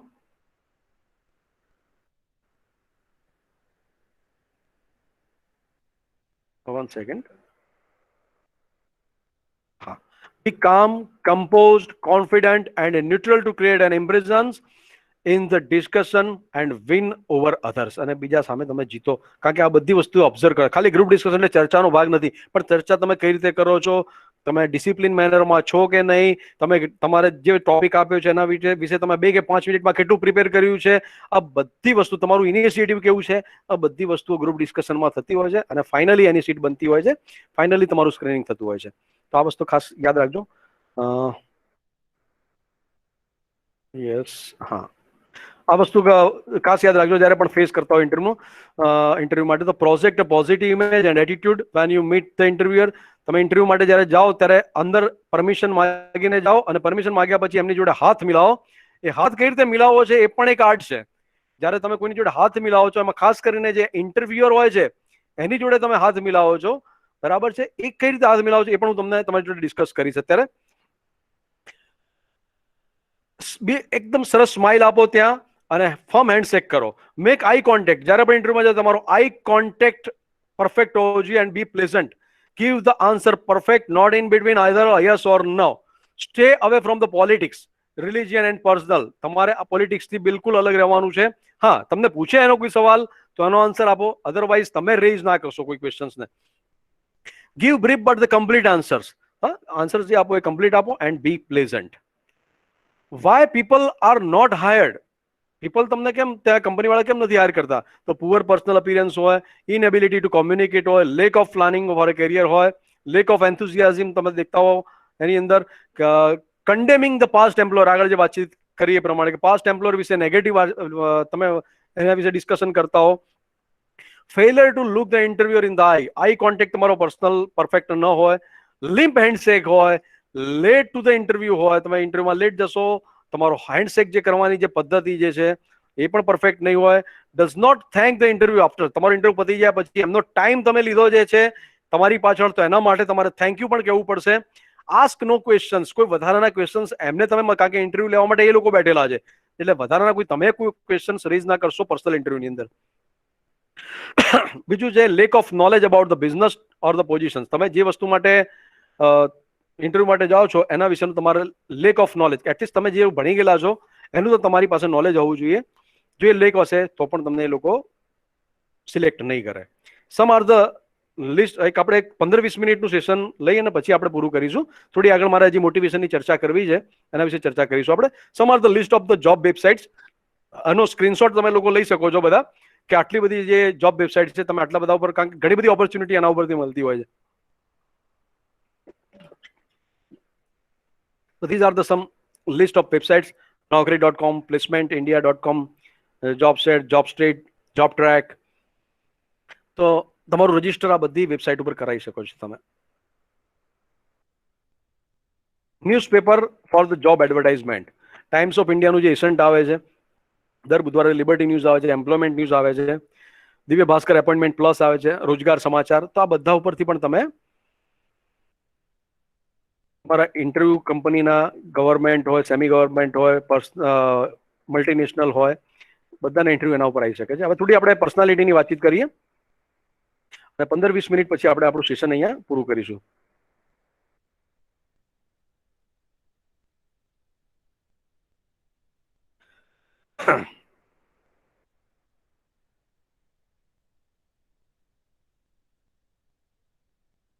Good personality. Vote is the good personality? તો અહીંયા મેં તમને દેખો એક પિક્ચર આખું બતાવ્યું છે કે જ્યારે પણ તમે ઇન્ટરવ્યુ માટે જતા હો તો ટ્રીમ્ડ હેરકટ તમારા હોવા જોઈએ, clean shaved, warm smile, full of confidence, formal dress, firm handshake and correct body posture. આ બધી વસ્તુઓ આ લોકો નોટ કરતા હોય છે ઇન્ટરવ્યુના ટાઈમે. Good personality is the take care of appearance. તમારો લુક કેવો છે, that is the good personality. Because without personality, it is the very important thing. If you doesn't have the personality, they cannot hire. હા, ઇન્ટરવ્યુમાં ફક્ત તમારું ભણવાનું, તમારું certificate ધ્યાનમાં નથી લેવામાં આવતું, તમારી જે અપિયરન્સ છે, તમારી પર્સનાલિટી જે છે એ પણ તમારે બહુ માયને રાખે છે એની અંદર. બોડી લેંગ્વેજ, આગળ મેં જે વાત કરી એ પ્રમાણે કે આઈ કોન્ટેક્ટ તમારો પરફેક્ટ હોવો જોઈએ. જો તમે આ પ્રશ્ન, ઘણા લોકોની ટેવ હોય છે કે કોઈ પ્રશ્ન પૂછે નથી આવડતો તો એમની આંખો નીચે મૂકી દેશે. કારણ કે અમને વાયવા લેતા હોઈએ એટલે ઘણા સ્ટુડન્ટોને અમે ઓબ્ઝર્વ કરતા હોઈએ છે, નથી આવડતું તો શું કરશે એ લોકો, એમની નજર નીચે રાખી દેશે. હા, અને પછી આ નજર મિલાવતા ડરશે રહે. મતલબ એ એમનો લેક ઓફ કોન્ફિડન્સ દર્શાવે છે, એમના નોલેજ પ્રત્યેનો અભાવ દર્શાવે છે. બરાબર છે, એટલે એ લોકો તરત જ ઓબ્ઝર્વ કરતા હોય. એટલે તમારો આઈ કોન્ટેક્ટ. ખબર નથી કોઈ વસ્તુનો પ્રશ્ન, જરૂરી નથી કે બધા જ પ્રશ્નોનો જવાબ આવડે. તમને જો ખબર નથી એ ક્વેશ્ચન્સના આન્સર્સ નહીં તો ચોખીને ચટ ના પાડી દો કે sir I don't know about this questions, એનો આન્સર્સ મને ખબર નથી. તો એમાં કોઈ વાંધો નથી, એમને પણ ખબર છે, એ ફક્ત તમારો કોન્ફિડન્સ જોવા માંગે છે, એટલે ત્યાં તમે નાસીપાસ થવાની જરૂર નથી. હા, આઈ કોન્ટેક્ટ જાળવી રાખજો તમે. The one and important thing is the good personality is the ability to smile. તમે દેખો પિક્ચર ઓબામા સાહેબ અને મનમોહન સિંહનું, તમને ખુદને રિયલાઇઝ થશે કે personality is the main important thing, એમાં પણ સ્માઇલ. મનમોહન સિંહ સાહેબના મોઢા ઉપર, આપણા પ્રેસિડેન્ટ છે, ફોર્મર પ્રેસિડેન્ટ હતા આપણા, પણ એમને જોઈએ તો એમ લાગે કે પર્સનાલિટી, ભલે આપણા પ્રેસિડેન્ટ છે પણ પર્સનાલિટી એટલી બધી એમની હતી નહીં, કારણ કે એમનામાં સ્માઇલ, એમની જે કોમ્યુનિકેશન સ્કિલ હતી, એની સામે ઓબામા દેખો તમે, ઓબામા સાહેબને તમે દેખો કે એમની જે સ્માઇલ જે છે, એમની પર્સનાલિટી છે, ભલે કલર લુક બંનેનો ડિફરન્ટ છે બટ પર્સનાલિટી બંને વચ્ચે સાફ દેખાઈ આવે છે બંને વચ્ચેની. So one and important thing is the good personality, the ability of smile. ગમે એવા સંજોગો હોય, you have to smile. Communicate તમારે સ્માઇલ સાથે જ કરવું પડશે તમારે, તો એની એક અલગ ઇમ્પ્રેશન છે. It creates the good personality. Okay, body postures, જે ગુડ પર્સનાલિટી છે, જે બોડી લેંગ્વેજ જે છે, ધ સિટિંગ પોઇસ્ચર્સ તમારું. તમે દેખો ઘણા લોકો રિસેપ્શન એરિયામાં આવી રીતે બેઠેલા હોય છે, ફર્સ્ટ, સેકન્ડ અને થર્ડ પિક્ચર્સ બતાવેલું છે, પગ ઉપર પગ ચડાઈને બેઠેલા હોય ઘણા લોકો. પરફેક્ટ જે તમારું બોડી પોઇસ્ચર છે 90 ડિગ્રી ઉપર તમારું અહીંયા આવવું જોઈએ, જે અહીંયા લાસ્ટ રાઈટ સાઈડે બતાવેલું છે પિક્ચર. Warm handshake. હેન્ડશેક તમે જ્યારે કરો એ પણ બહુ વસ્તુ ઇમ્પોર્ટન્ટ છે. તમે દેખો કે પ્રાઇમ મિનિસ્ટર આપણે નરેન્દ્ર મોદી સાહેબ અથવા ઓબામા સાહેબને અથવા જે પણ બે પ્રેસિડેન્ટ મળે છે, હા, તો એ લોકો હેન્ડશેક કરતા હોય છે, એટલે એ પણ બોડી લેંગ્વેજ છે. એ લોકો વાર્મ હેન્ડશેક કરતા હોય છે, બરાબર છે, અને મજબૂત પકડ સાથે કરતા હોય છે. આપણને એમ થાય કે હવે છોડે તો સારું હોય બંને જણા. હા, કહેવાનો મતલબ શું છે, એ શું કહેવા માંગે છે કે આપણી મજબૂત, આપણા રિલેશન છે મજબૂત રહેશે, તમારી કંપની સાથેના રિલેશન મજબૂત રહેશે અને લોંગ ટાઈમ રહેશે. મતલબ થોડો ટાઈમ એ લોકો શેક હેન્ડ કરતા હોય છે કે લોંગ ટાઈમ રહેશે. એટલે વિધાઉટ એની ઇન્ટરેક્શન એ લોકો બોડી લેંગ્વેજથી ઘણી બધી વાતો કરતા હોય છે.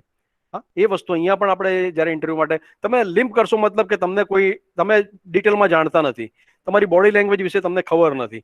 હા, એટલે એ વસ્તુ એ લોકો નોટ કરશે. Good personality is the communication skill.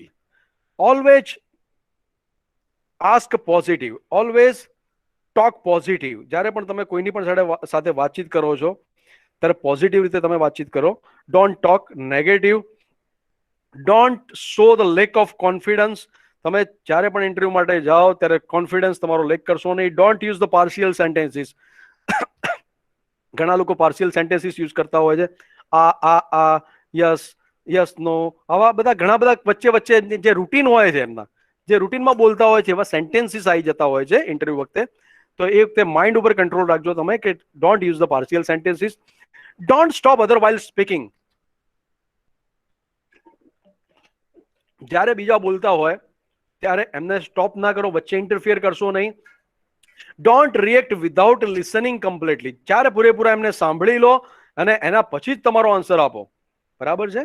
અને give respect and take respect. આ તો જો કે જનરલ વાત છે, ગુડ પર્સનાલિટીની વાત છે. It is not related to the your interview.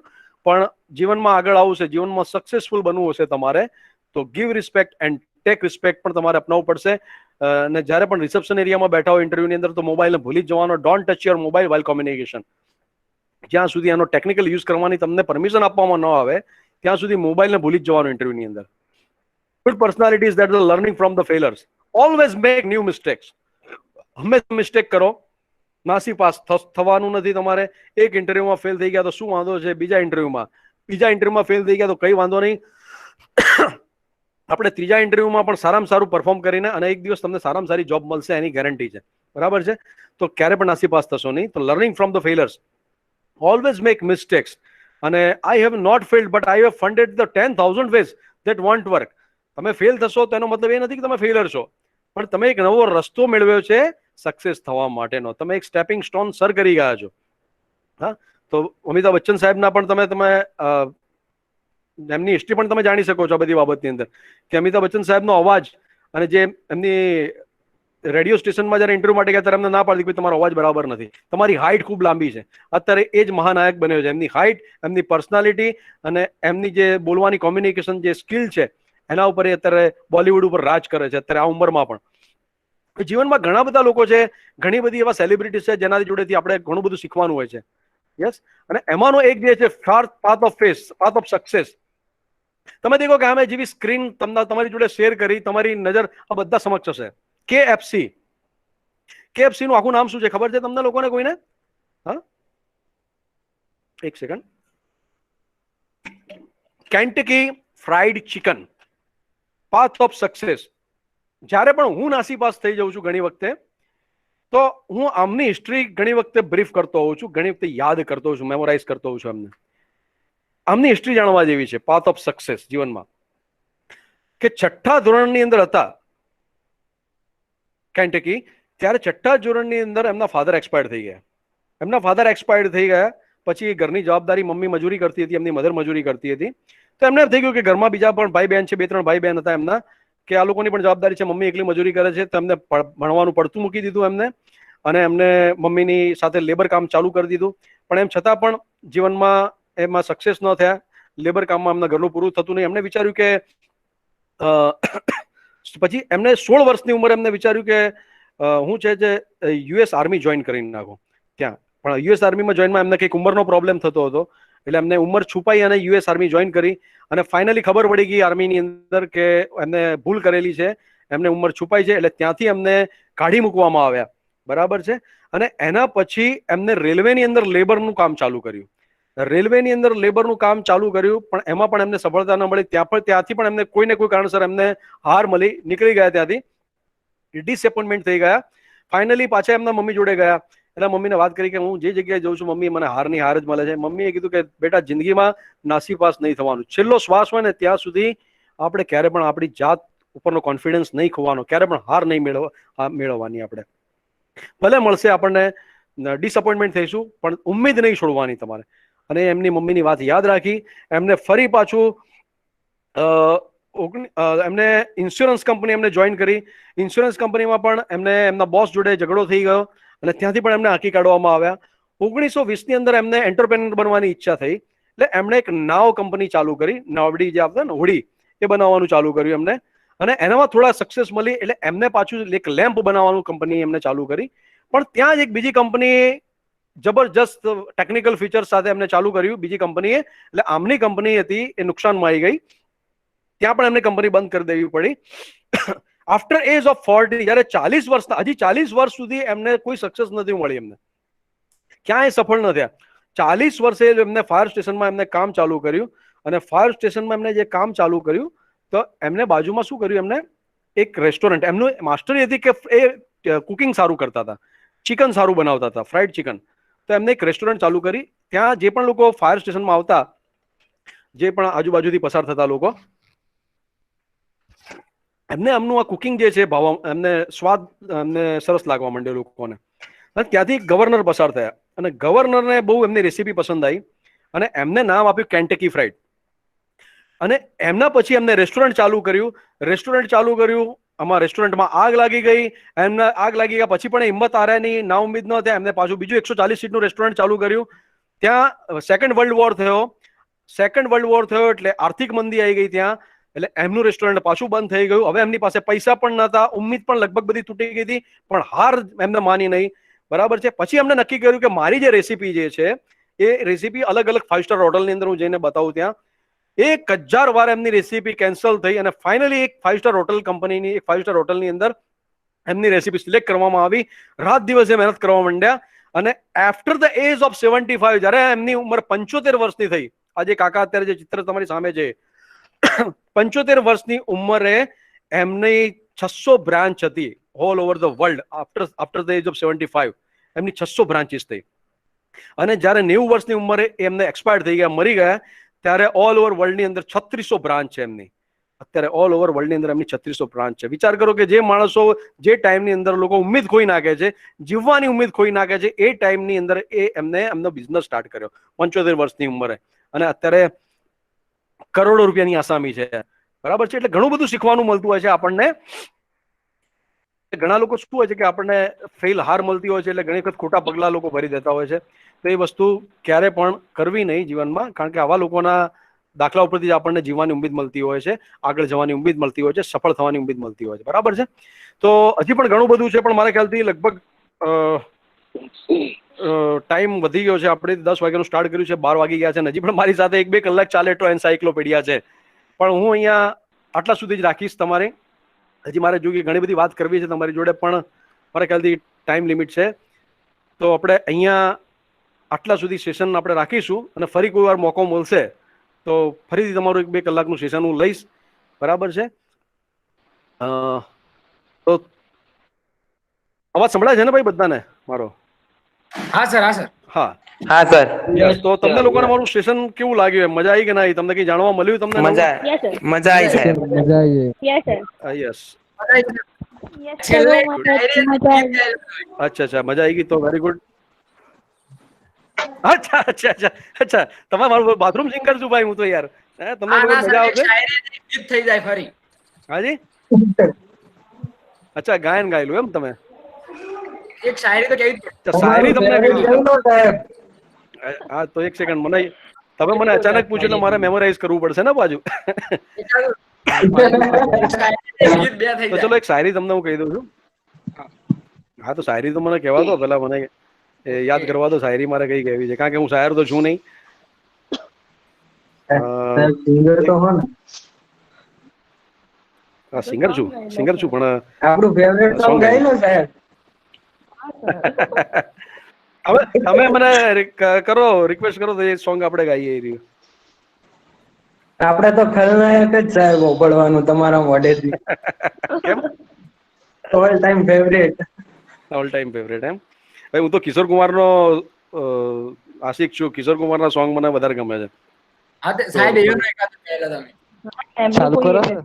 હા તો પણ તમે કહો કયું કિશોર કુમારનું તમને ગમતું હોય આપણે સોંગ ગાઈએ એ રહ્યું તમારું favourite go.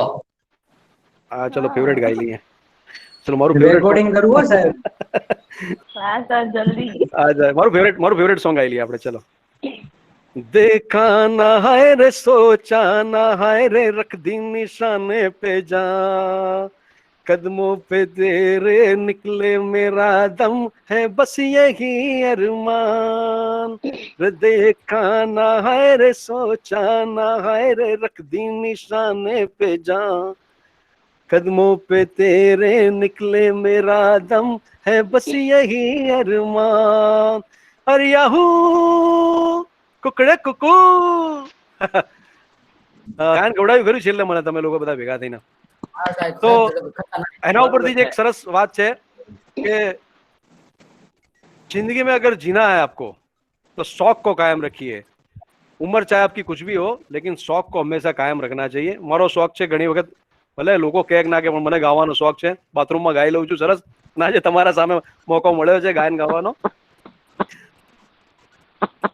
And I hope that જે પણ મેં તમને ટિપ્સ આપી છે એ ટિપ્સ ખરેખર તમે જીવનમાં ઉતારજો તો થેન્ક યુ વેરી મચ તમને મોટિવેશન આપ્યું છે જીવનમાં તમે ઉતારજો ઘણો બધો લાભ થશે તમને અને આટલા તમે જે વસ્તુ મેં તમને યાદ રાખવાની કીધી છે મુદ્દા સાથે તમે કોઈ પણ ઇન્ટરવ્યુ માટે જશો definitely you will get the success તમને 100% સફળતા મળશે બરાબર છે તો best of luck for your future હું રોનક સાહેબનો ખૂબ જ ધન્યવાદ આપવા માંગુ છું કે મને ઓપોર્ચ્યુનિટી આપી હેન્ડ ઓવર કરું છું એમને રોનક સાહેબને Okay, good morning everybody. Hello. Good morning. So at last આપણી ઇન્ડિયન કલ્ચર પ્રમાણે I am very thankful to our guest speaker Sri Sanjay Soni sir for his this fruitful guidance regarding how to face interview.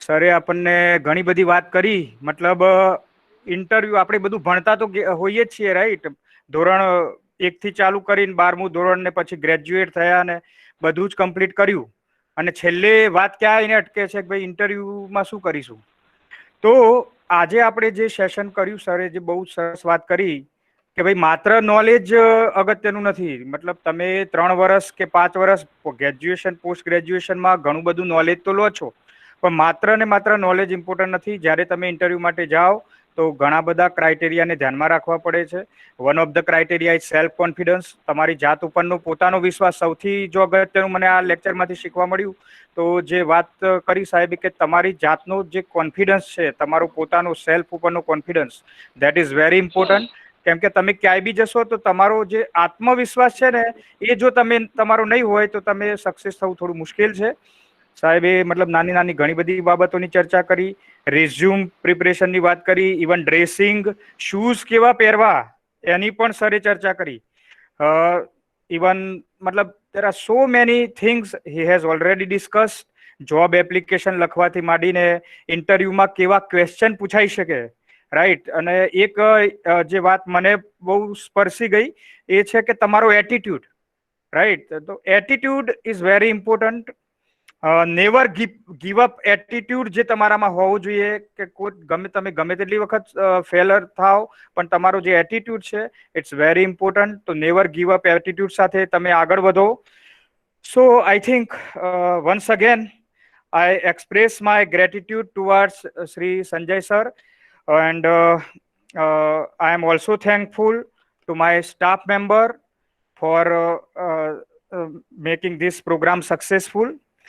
I am also thankful to all the officials of Sakarchand Patel University, and at the last, I am thankful to all my beloved students. કે જેમને મતલબ આટલા લાંબો સમય આપણે મતલબ લગભગ 1.5 કલાકથી આ જે સેમિનાર છે એનો લાભ લઈ રહ્યા છીએ. તો તમે 1.5 કલાકથી બેઠા છો અને આ સેમિનારને સક્સેસફુલ બનાવ્યું છે. So I am thankful to all of you. Thank you very much. Have a nice day. આ Thank સાથે you. આપણે આપણો સેમિનાર પૂરો કરીએ છીએ. Thank you everybody. Thank you sir. Thank you sir. Thank you sir. Thank you sir.